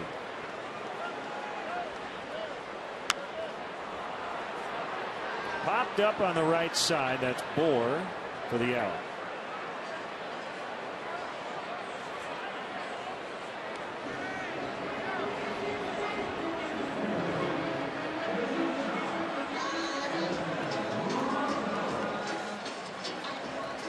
Bring up Russell. Tom Kohler was very good. 6 innings, 5 hits, 1 run. He walked 1, struck out 4, kept the ball in the ballpark. Listen, Hamill was pretty good too. He went 7 innings, gave up 2 runs, left with the team trailing.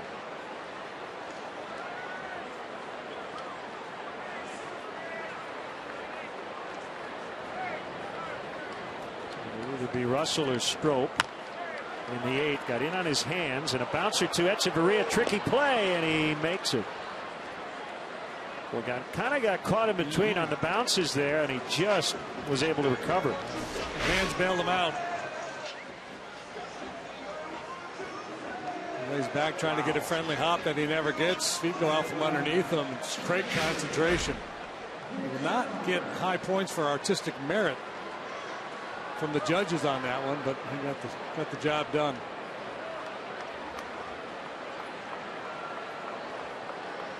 Fowler 0 for 3.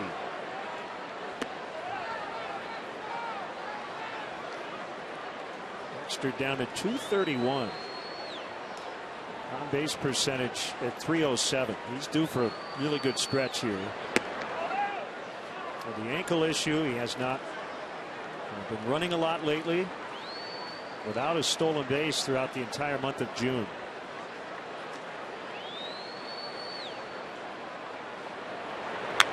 It's been a real struggle left-handed this year too.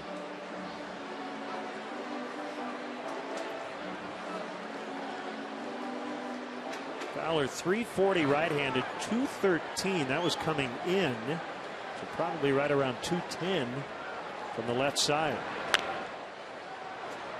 Where a great majority of the at-bats come from. Dexter, prior to today, 244 of his 291 at-bats as a left-handed batter. So left-handed Dexter needs to get going. That one in on his hands. Gordon gets him. So we'll head to the 8th. Low scoring affair once again this afternoon. It's Miami 2 and the Cubs 1.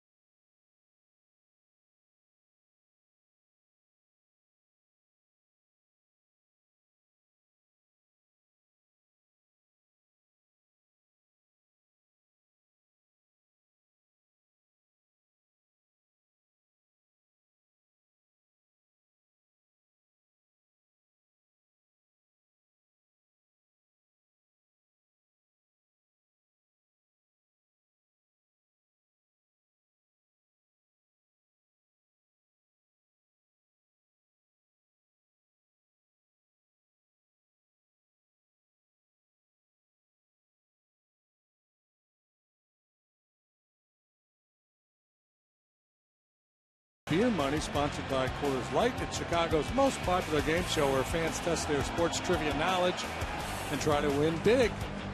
Beer Money, Sunday at 7 on Comcast Sports Net. Take the $10, put it in your pocket, and try for round 2. Southpaw James Russell.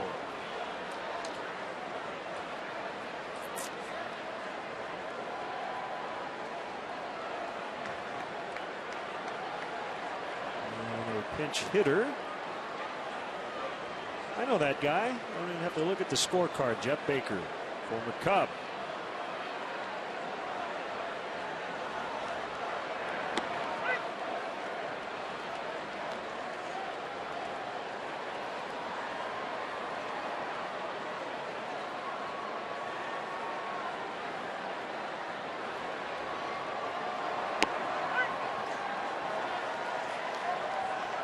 Oh, 2 the count on him.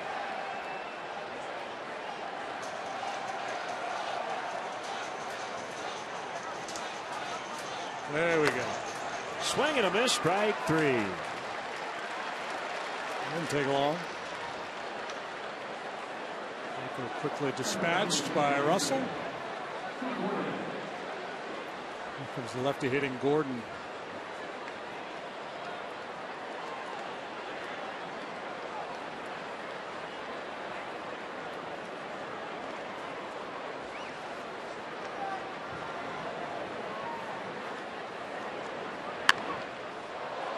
Fouls off.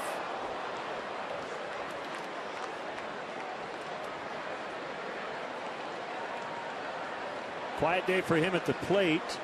Leads the majors with 114 hits.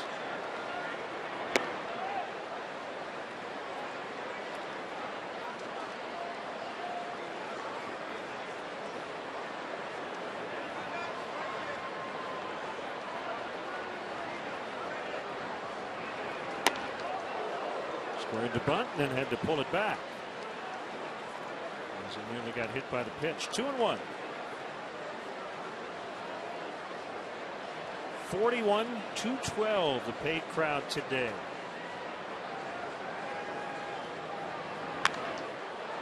Muscled out into left center. That's a base hit.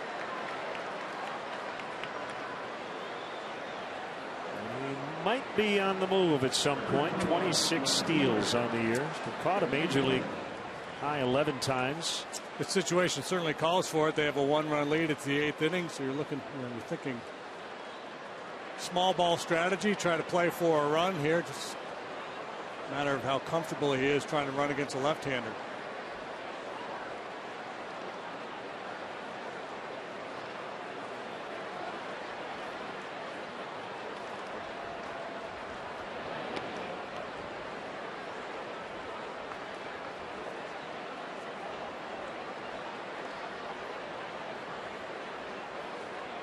And the second in the majors in stolen bases. Billy Hamilton has 40. 70% success rate. Good, not great. You know, he does not have the element of surprise on his side when he's on base. A lot of attention gets diverted to D. Gordon, both by the pitcher and the catcher and the infielders.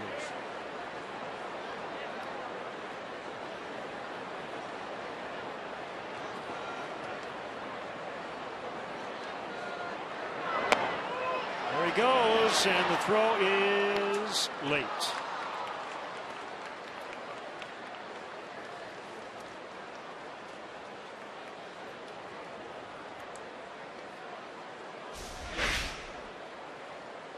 Have a really big lead, a particularly great jump, but he runs really fast.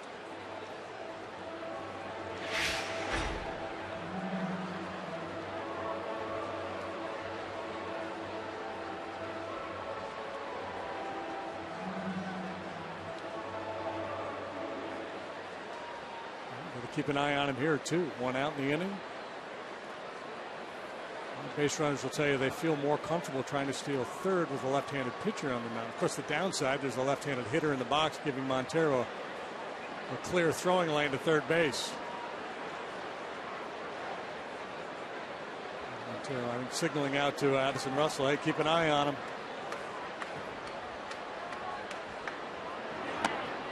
Fastball high. 2 balls, no strikes.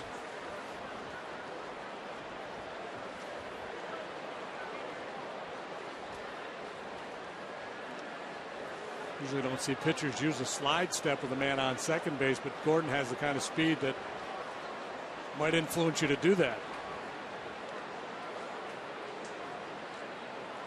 One look by Russell.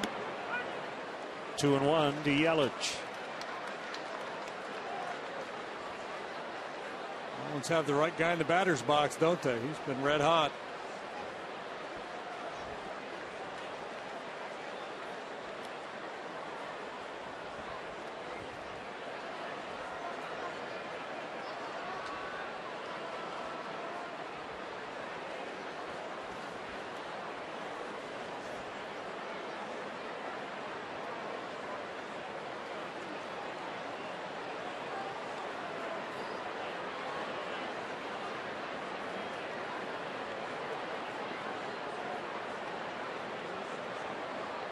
2-1, lefty to lefty. Russell to the plate. And he'll get out of play.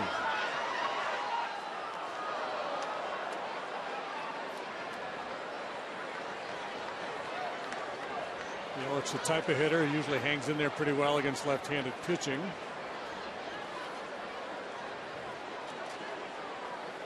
He's .214 this year, though, against southpaws. Of course, early on, he wasn't very good against either right or lefties.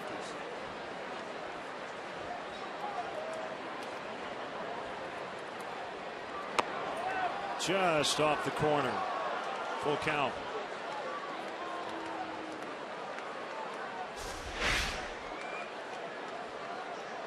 Taking aim at the outside edge. Russell has it just slide off that corner. Last time up, Yelich struck out, swung at a high fastball, two-seamer from Hamill, the righty that was running up and away. Yelich only 23. A great future ahead of him. Terrell could not hang on to it.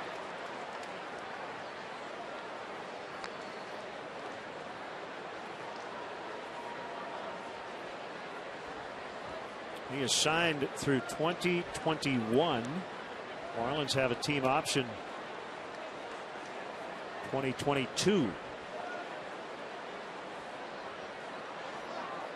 Get him to chase that breaking ball out of the zone here. And in the strike zone, and I think Yelich, the man in scoring position, might be willing to open up that zone a little bit, try to drive in that run.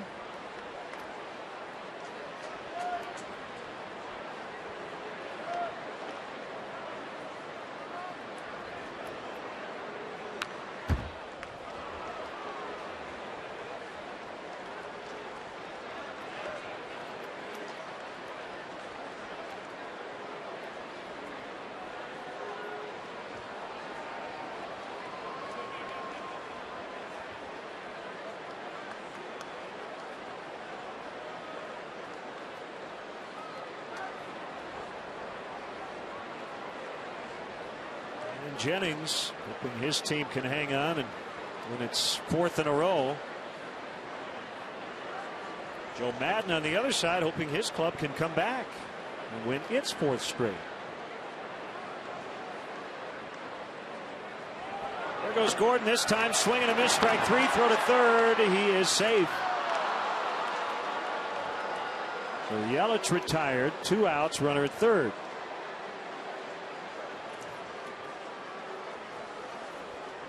Gordon waited, ultimately stole the base, but it comes pretty late because Yelich strikes out. That's the second out of the inning.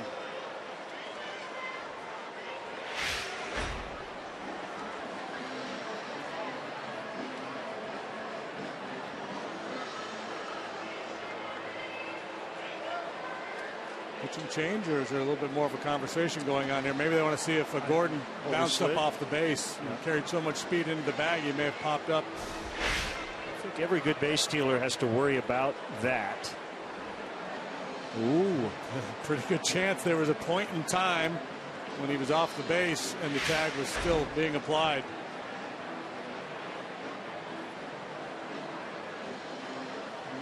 They're not going to challenge. So it's going to be a Weber's Sauces and Seasonings call to the pen. Why grill with anything else? Right-hander Neil Ramirez recently off the DL when we come back.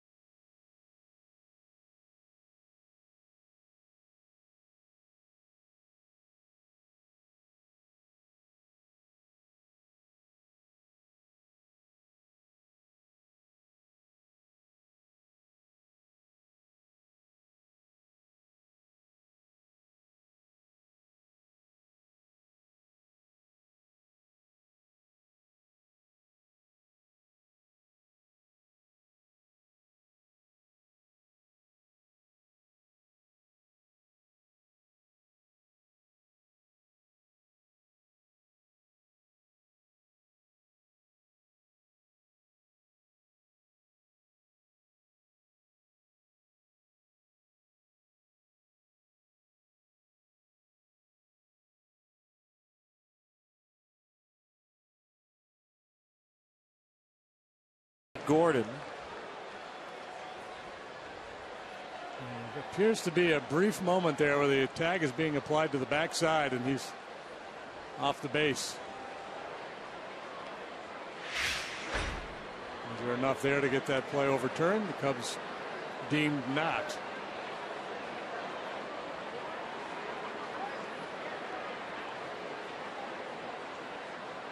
Careful the bounce breaking ball here. Neil Ramirez. Rubber sauces and seasonings called to the pen. Second appearance since missing 2.5 months. High-powered arm, joining a bullpen that has been really good for a good stretch now.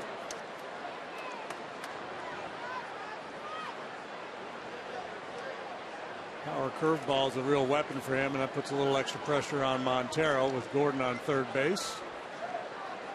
I'll be willing to throw it, though, and you have to be willing to call it if you're the catcher. You take away one of the guy's best weapons.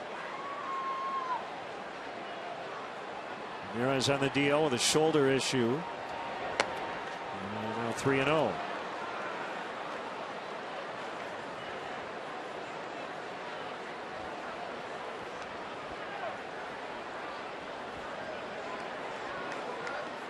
Travis Wood now up in the Cubs bullpen.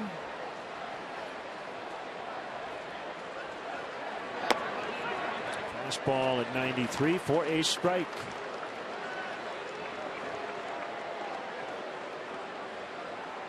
Echeverria 0 for 3.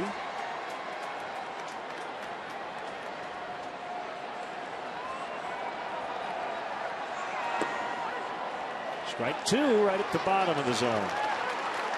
It's quality 3-1 pitch there. And throw him a cookie. Got back into the count with a good low heater. Wouldn't be ready for Bohr if Ramirez doesn't get Echeverria here.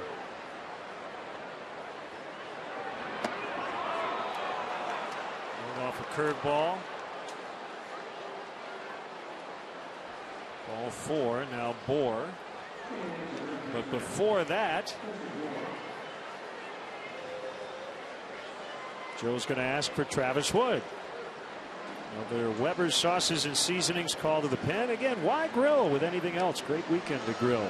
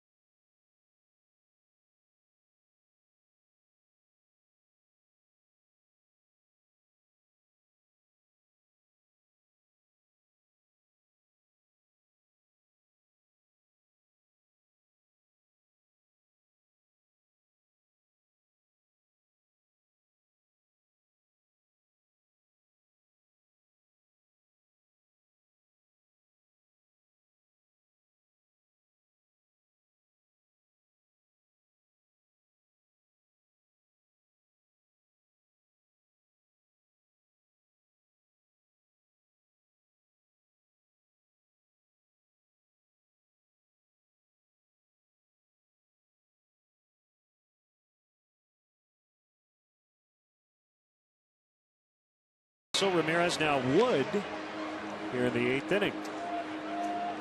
See the numbers for Travis. That's as a starter and out of the bullpen. 4-3 with a 4.74 earned run average. Out of the pen, he has pitched to a 3.15 ERA. A 1-2-3 ninth inning yesterday in relief of Jake Arrieta.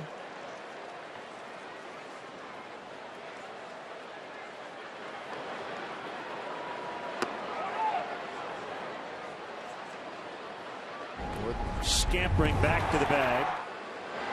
Go ahead blast. last. Yeah, each of his last 4 starts. He has gone deep, and boy, they've been big for the most part.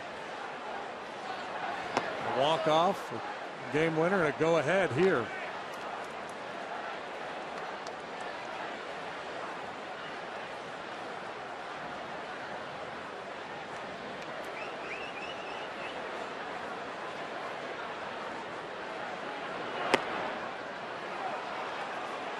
Well, Ramirez came in, walked the only batter he faced, Echeverria. Now Wood has gone to a 3-0 count on board.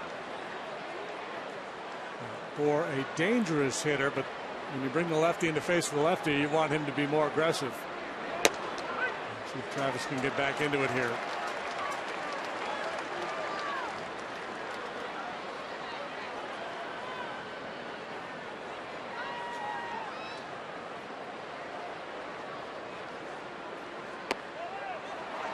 Loaded.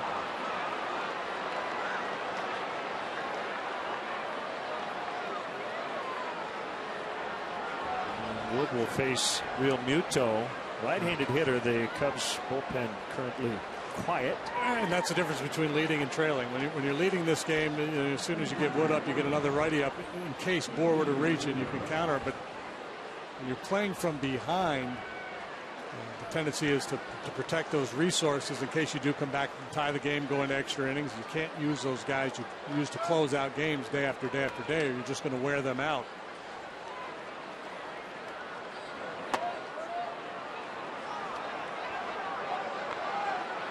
I guarantee you, Joe will tell you tomorrow. I felt good with Ramirez on Echeverria. I felt good with Wood on board. Neither one of those worked out. Now the advantage shifts to the Marlins with the right-handed hitting Real Muto up there.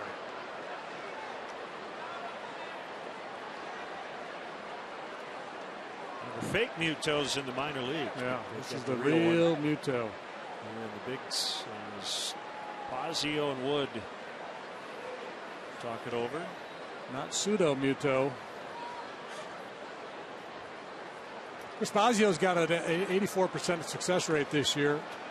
Trips to the mound 84% of the time. Outcome after a visit is favorable. You can find that at the website howsbasiodoing.com.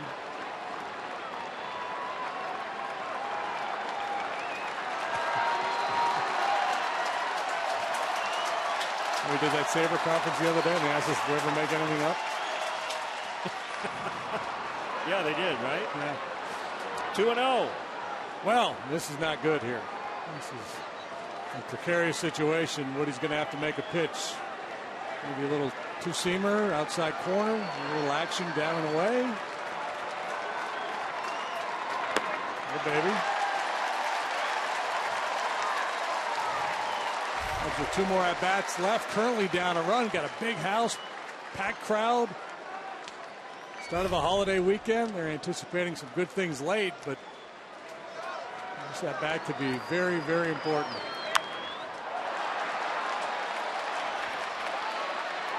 In the bullpen, it'll be who? Russell? Bryant, the tall guy. Bryant got it? Nobody got it. Nobody got it. And I thought he had it. So he'll get a new life here with the bases loaded. That'll be an error on somebody here. Those guys are tracking the ball. Neither one really aware. Addison Russell not aware of Chris Bryant's presence there because he's not going to take his eye off the ball. He already misplayed one or failed to see one earlier in the ball game. You can't afford to look away and really find where you are in the field.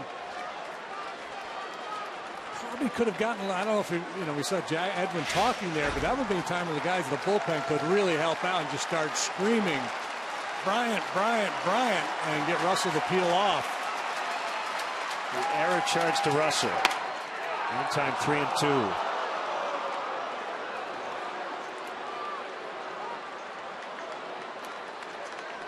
Now all the runners will be moving with this pitch. 2 outs.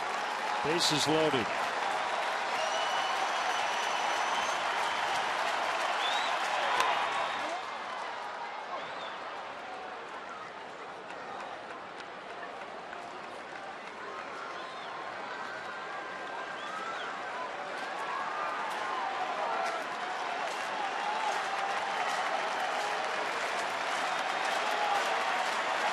You know who's best at catching pop-ups on this team? He was not in the lineup today.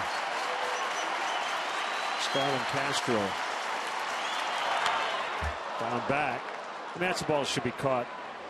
And I'm sure Russell and Bryant would both say, yeah, that's an easy one. But that's a play. Usually Starlin just takes charge and says, I got it. And we got two young players. Yeah, and I'm surprised Addison, when he had that problem early in the ballgame, I thought he would come back out with sunglasses on. And some guys just aren't comfortable wearing them. Still 3-2. Here's a pitch. Fouled upstairs. That's the thing. You got to, stadiums. It's loud. It's hard to hear. It's hard to communicate. Again, because of the sky, you can't take your eye off the ball. So you're just trying to feel your way over there, find where you are on the field, how much room you have before you run into a barrier. Addison probably figured he knew Bryant was somewhere in the area. He just didn't know he was right on top of him.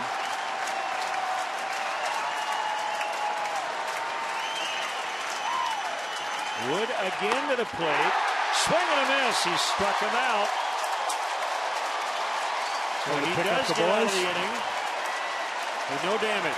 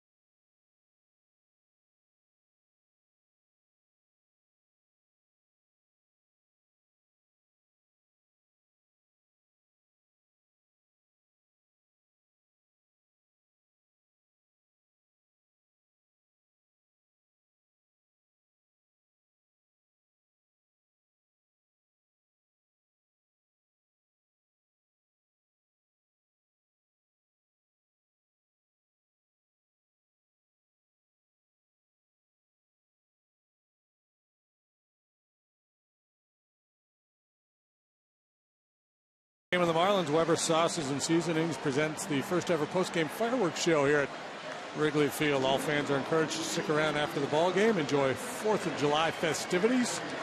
For more information or to purchase tickets, visit Cubs.com. Well, go time. 2-3-4 in the bottom of the 8th for the Cubs. Sam Dyson, hard-throwing right-hander on for the Marlins. 3 up, 3 down. 372 the earned run average, strikes out just about a man per inning. League hits 237 against him. Tough on both right and lefties. Two-seam, four-seam. He can get it up to 97, 98 on the four-seamer. That was a changeup at 87. Ball one to Rizzo. Rizzo, Bryant, Montero. These folks here looking for a reason to celebrate. Anthony Rizzo certainly more than capable of providing that. Ooh. Shallow center. Gillespie.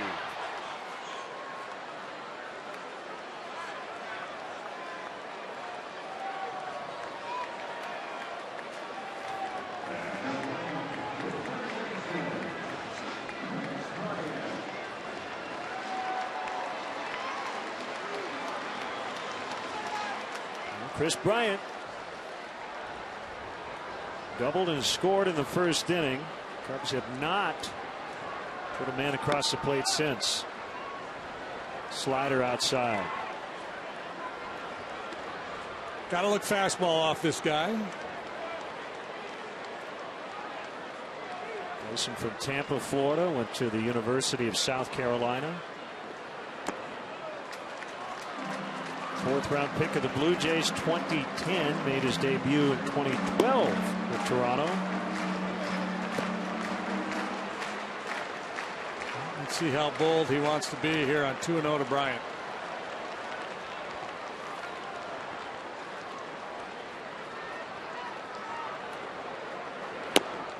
Not very.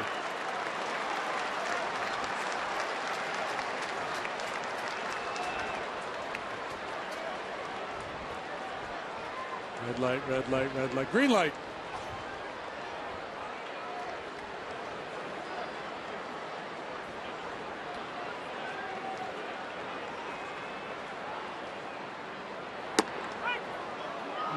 Took it, 97. Yeah, well placed, 97. Two seam fastball, good movement down around the knees. He was ready, didn't like it.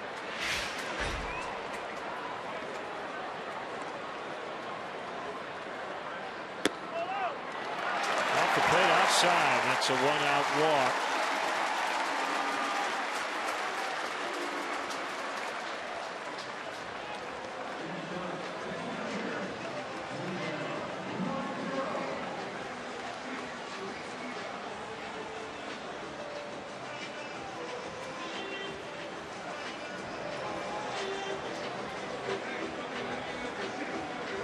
Showed you on that graphic that Dyson's been good against left-handed hitters as well as right. 97 with sinking action, that competes very well against left-handed hitters.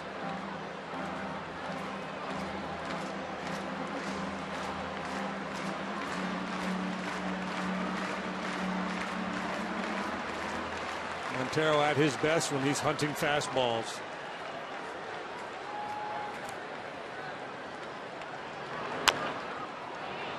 To first, it's foul, fortunately. Fooled him. Change up, rolled over on it. Mike Dunn getting loose in the Marlins bullpen in case he's needed here in the 8th inning, as JD mentioned earlier. AJ Ramos, right-handers are closer.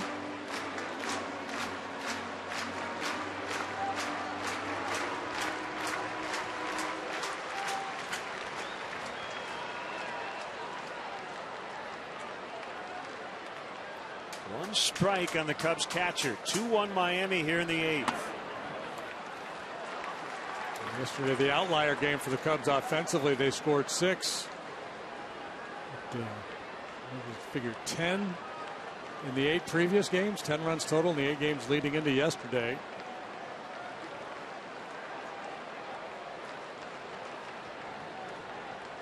They had managed to win 3 of those games because their pitching has been so good. Ooh, didn't have to be.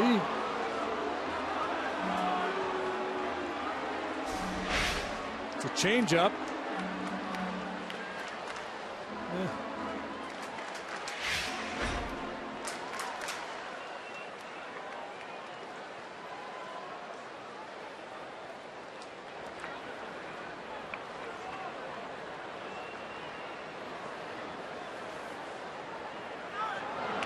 Goes, swing and a miss. We're late. So Montero is out. Bryant now the tying run in scoring position for Denorfia.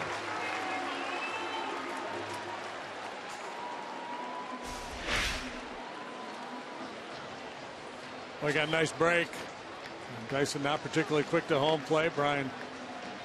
Bryant easily safe at second base. 7th steal on the year.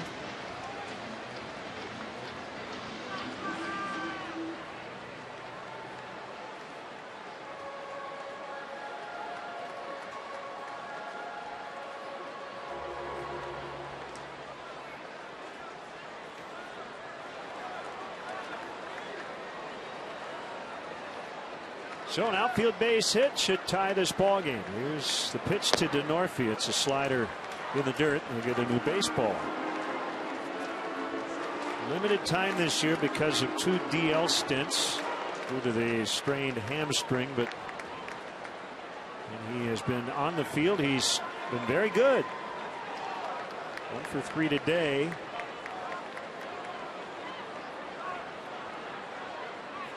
.322 on the season. First year as a Cub. 316 with runners in scoring position. Small sample. But this has been the same guy. You hear the term professional hitter. He's just a professional player. He does everything well. Good outfielder. Runs the bases well.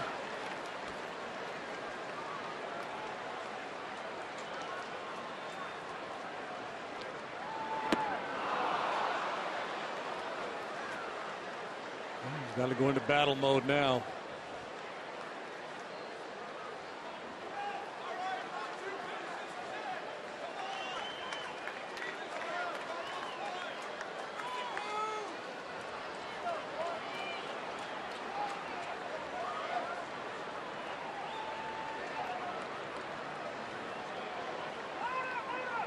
No pitch.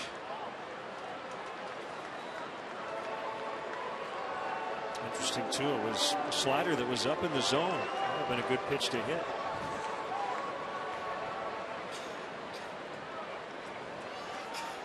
Somebody just goosed it up there after time was called.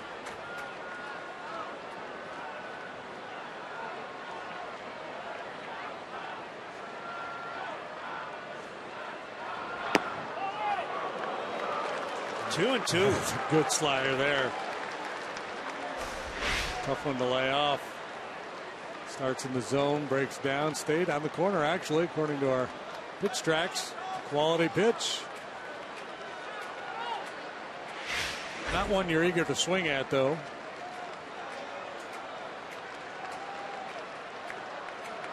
Bryant at second, 2 outs. Cubs trail by a run. The pitch to DeNorfia called strike 3. Comeback sinker at 96. It's 2-1 Miami as we head off to the ninth.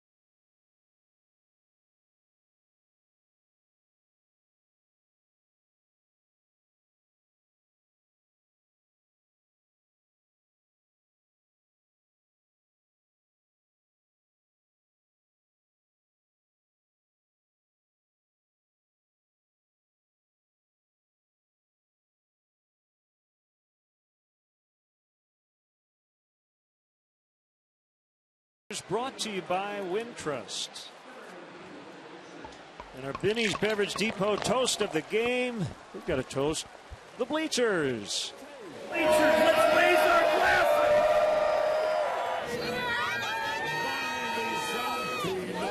And Cracker Jack. I don't care if I ever give. No, that's that's not JD's best Harry impersonation. That was actually Harry's voice. He was on the video board singing the stretch. Can we say from high above Wrigley Field? High above. Literally and figuratively. Justin Grimm now working here in the ninth. It's Miguel Rojas. Cubs will have to get it done against A.J. Ramos in the bottom of the ninth. On at least one.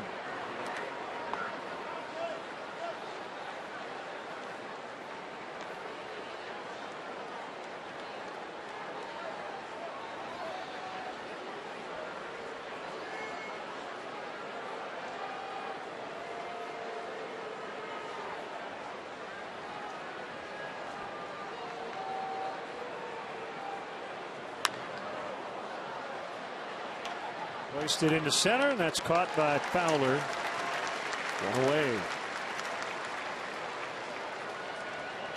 Cubs able to dodge a bullet in the 8th as the Marlins left the bases loaded, so they still have a fighting chance to win this ball game.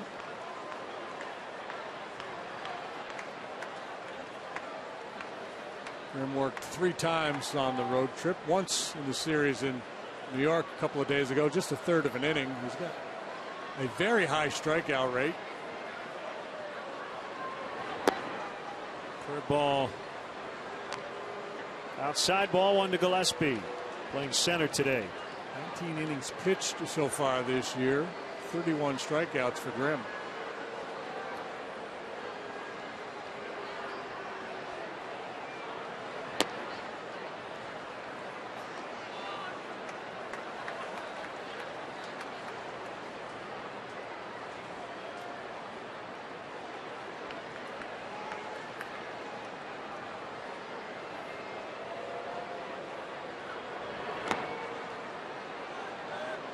Pitching matchups for the rest of the weekend. Jared Cozart, right-hander for Miami tomorrow night.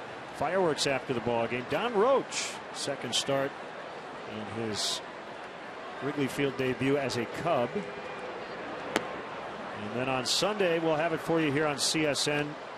Matt Latos, Kyle Hendricks. 1-out walk to Gillespie. Will Matt Latos be a Marlin by the end of the season? By the end of July? We'll see. What's really interesting is one of the people in charge of making that decision, although he's not doing the day-to-day stuff, is the guy sitting in the dugout, right? I think the Marlins would make any deals without asking Dan Jennings his thoughts. He's kind of got his hands in both the front office. Right. And that's interesting because, you know, managers tend to look at the situation a little differently than general managers. General managers take the broader view. Managers want the best guys capable of winning day in and day out. So the general manager, Dan Jennings, may undermine the manager, Dan Jennings, at the trade deadline. Right, yeah. And his record as a manager looks better if they don't do a salary dump and start to move some of these veterans. But is that the best thing for the organization?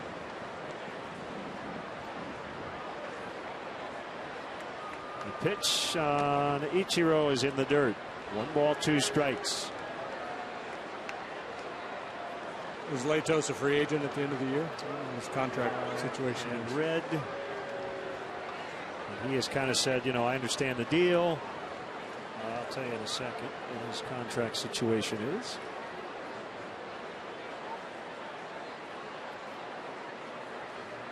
He's a free agent. He really struggled early, and I guess it just depends on what the scouts see. If he's throwing the ball well, probably would be a fair bit of interest. Dan Herron, too, would be another guy that the clubs might take a run at. Herron also a free agent.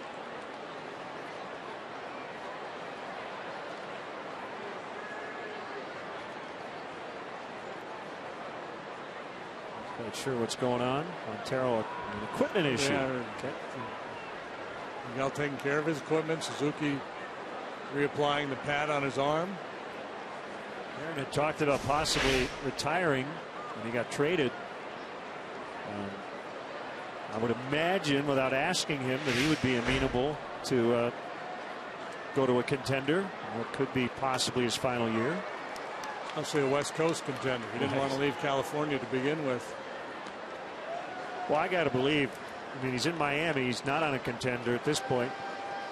West Coast would be probably A1, but A2 would probably be anywhere that's contending.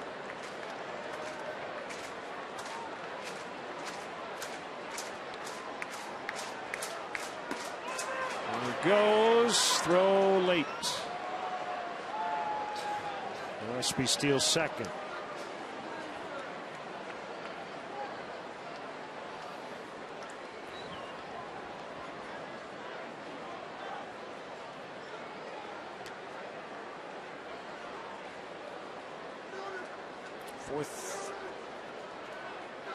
Fourth career steal for Cole Gillespie.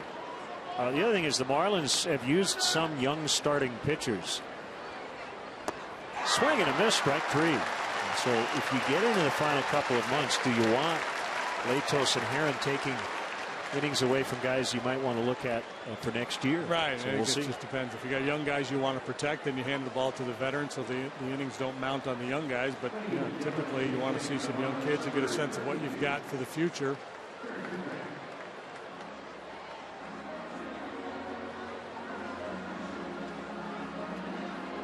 Ichiro 0 for his last 24. This has been one of the worst offers of his career. And Chris Bosio out to the mound.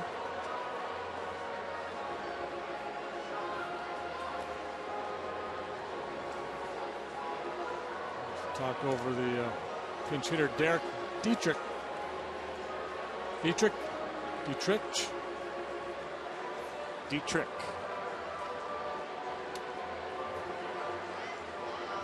Third baseman, not hitting for much average. He does have power, minor league power numbers.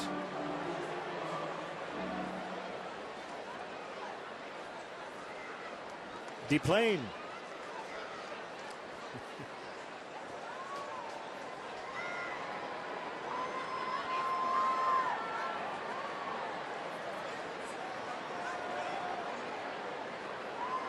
Runner at second, 2 outs. There's a pitch. Curve strike. Dietrich from Cleveland, Ohio to Georgia Tech.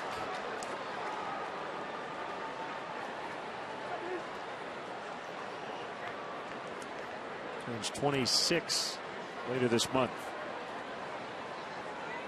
There's the lone left-handed bat on the bench for the Marlins today.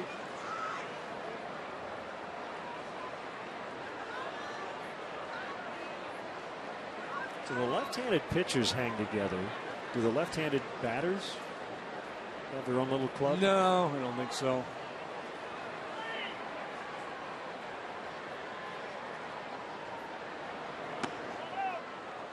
Who's your favorite left-handed teammate? Favorite left-handed teammate? Well, Larry Anderson pitched right-handed, but his brain was clearly left-handed. That's why I asked, because I knew that LA's right-handed. But everything else about him is left-handed.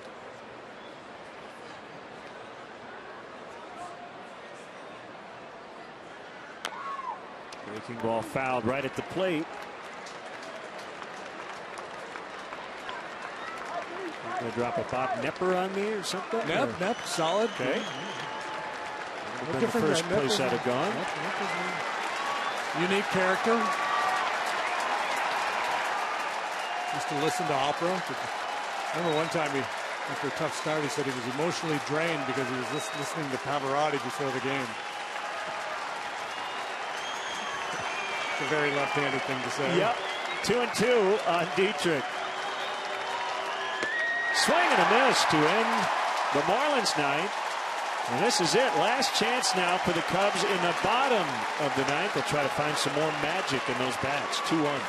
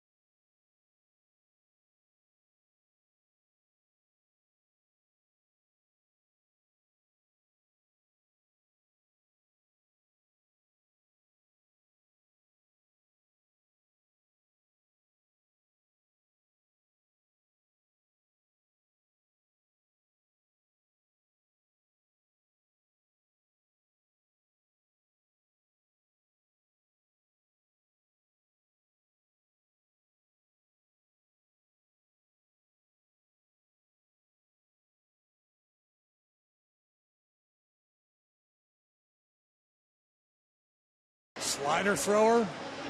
His brain, there, all left-handed. Mesridna Iral. Hey, Steve. Here's A.J. Ramos, the Marlins closer. Look at the 17 hits and almost 37 innings. Yeah, he's been absolutely filthy since taking over as the closer. He was awfully good before that anyway. He has failed in 3 save opportunities. He's only allowed the 1 home run, so you're going to have to scratch and claw here against Ramos if he's on his game.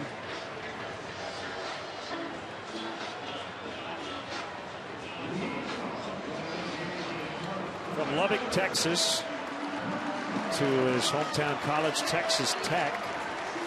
21st round pick of the then Florida Marlins 2009 draft.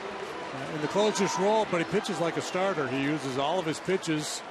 Doesn't rely all that heavily on his fastball. He's not an extreme hard thrower like most late inning relievers. Has an outstanding changeup.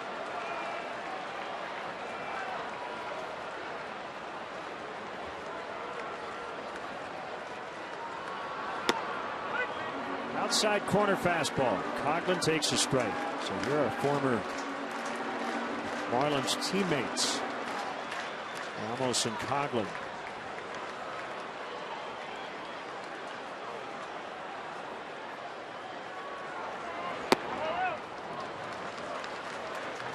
And some sink there, and I'd be surprised to see him go changeup off that 2-seam fastball. Cubs obviously need a base runner, need to apply a little pressure here.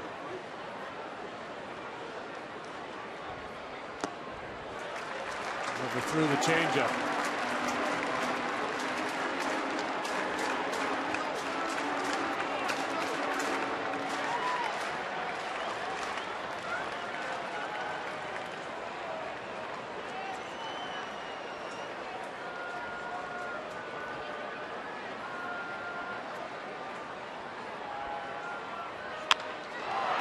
The middle, base hit.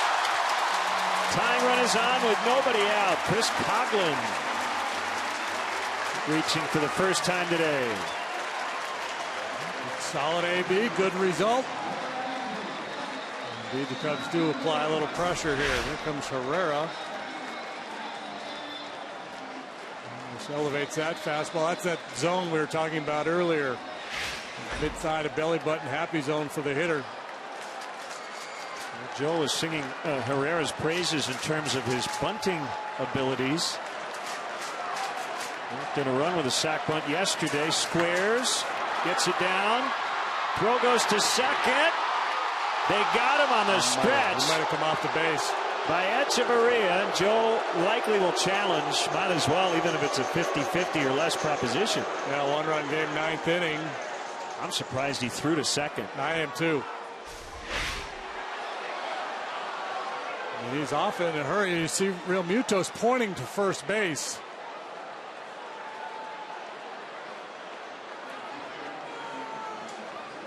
Marvin Hudson out there at second base umpiring, and got it right. It ultimately comes off, but it looked like he was still in contact with the base when he caught the ball.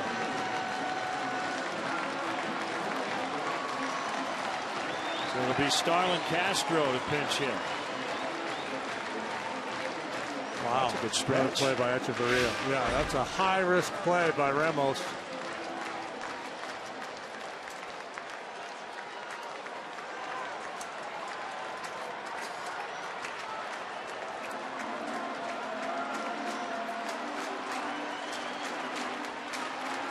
Starlin off the bench today, usually in the lineup.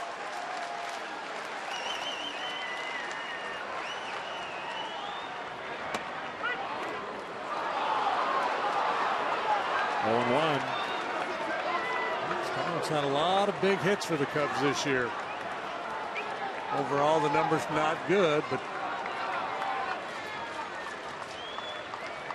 had a handful of game winners.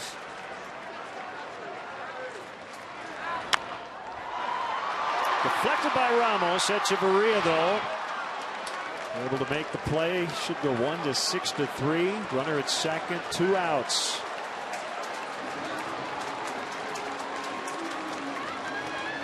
One I'm sure the Marlins middle infielders would rather Ramos just have stayed out of the way.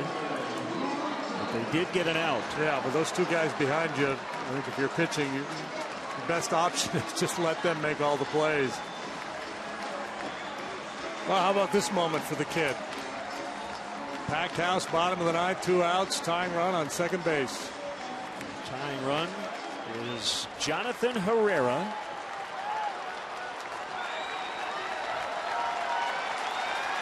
Fans getting on their feet. Packed house here. The kickoff 4th of July weekend.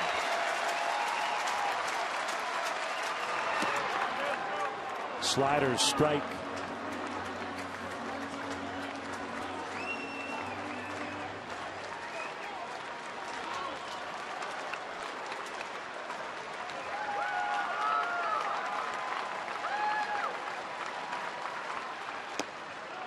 Fastball low that time.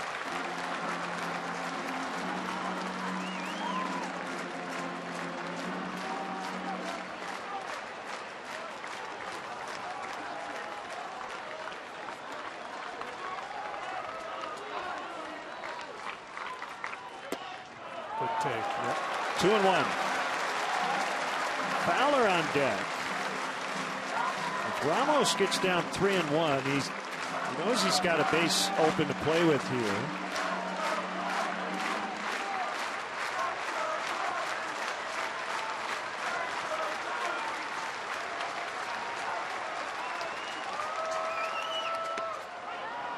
Slider, strike 2. Seems to be the pitch he commands the best, at least today. It's the one I think he wants to throw in the strike zone. The fastball, I think he's capable of throwing in the zone, but he's kind of showing the fastball off the plate and throwing the breaking pitch in the zone. Another final strike, 2-2. Kicking the pitch, swing and a miss. He got him. That looked like a changeup from Ramos, didn't it? Yeah, it sure was. He really executed in that confrontation with Russell. It's a tough situation for a young player and a tough loss for the Cubs after coming home having swept the Mets. But same issue here today that we have seen for the last week and change, is inability to get a whole lot done offensively. So the Cubs put the leadoff man on to start the ninth, but could not get the tying run home. In fact, the only run they scored came 4 batters into the game when Montero knocked in Bryant. The Marlins, meanwhile, get 2 solo home runs, Yelich and Bohr, and they've now won 3 of 4 in the season series. Wasting an outstanding performance by Jason Hamill here this afternoon. 7 very good innings, just 2 solo home runs. He walked 1, struck out 5. And Don Roach making his second start for the Cubs tomorrow evening. Nice job today, partner. Fun out here. It was. And thanks to all the fans in the bleachers for having us. And we will be back with you on Sunday. Have a great 4th of July tomorrow, everybody. Our final score today on the 3rd of July. The Marlins 2 and the Cubs 1. We'll be back with you. Our pregame coverage Sunday begins at 12:30 Central Time. First pitch at 1:20. We're not done yet. Blue Cross Blue Shield Cubs postgame live coming up for JD and our entire and tireless crew. Len Casper at Wrigley Field. Stay tuned. Postgame live next.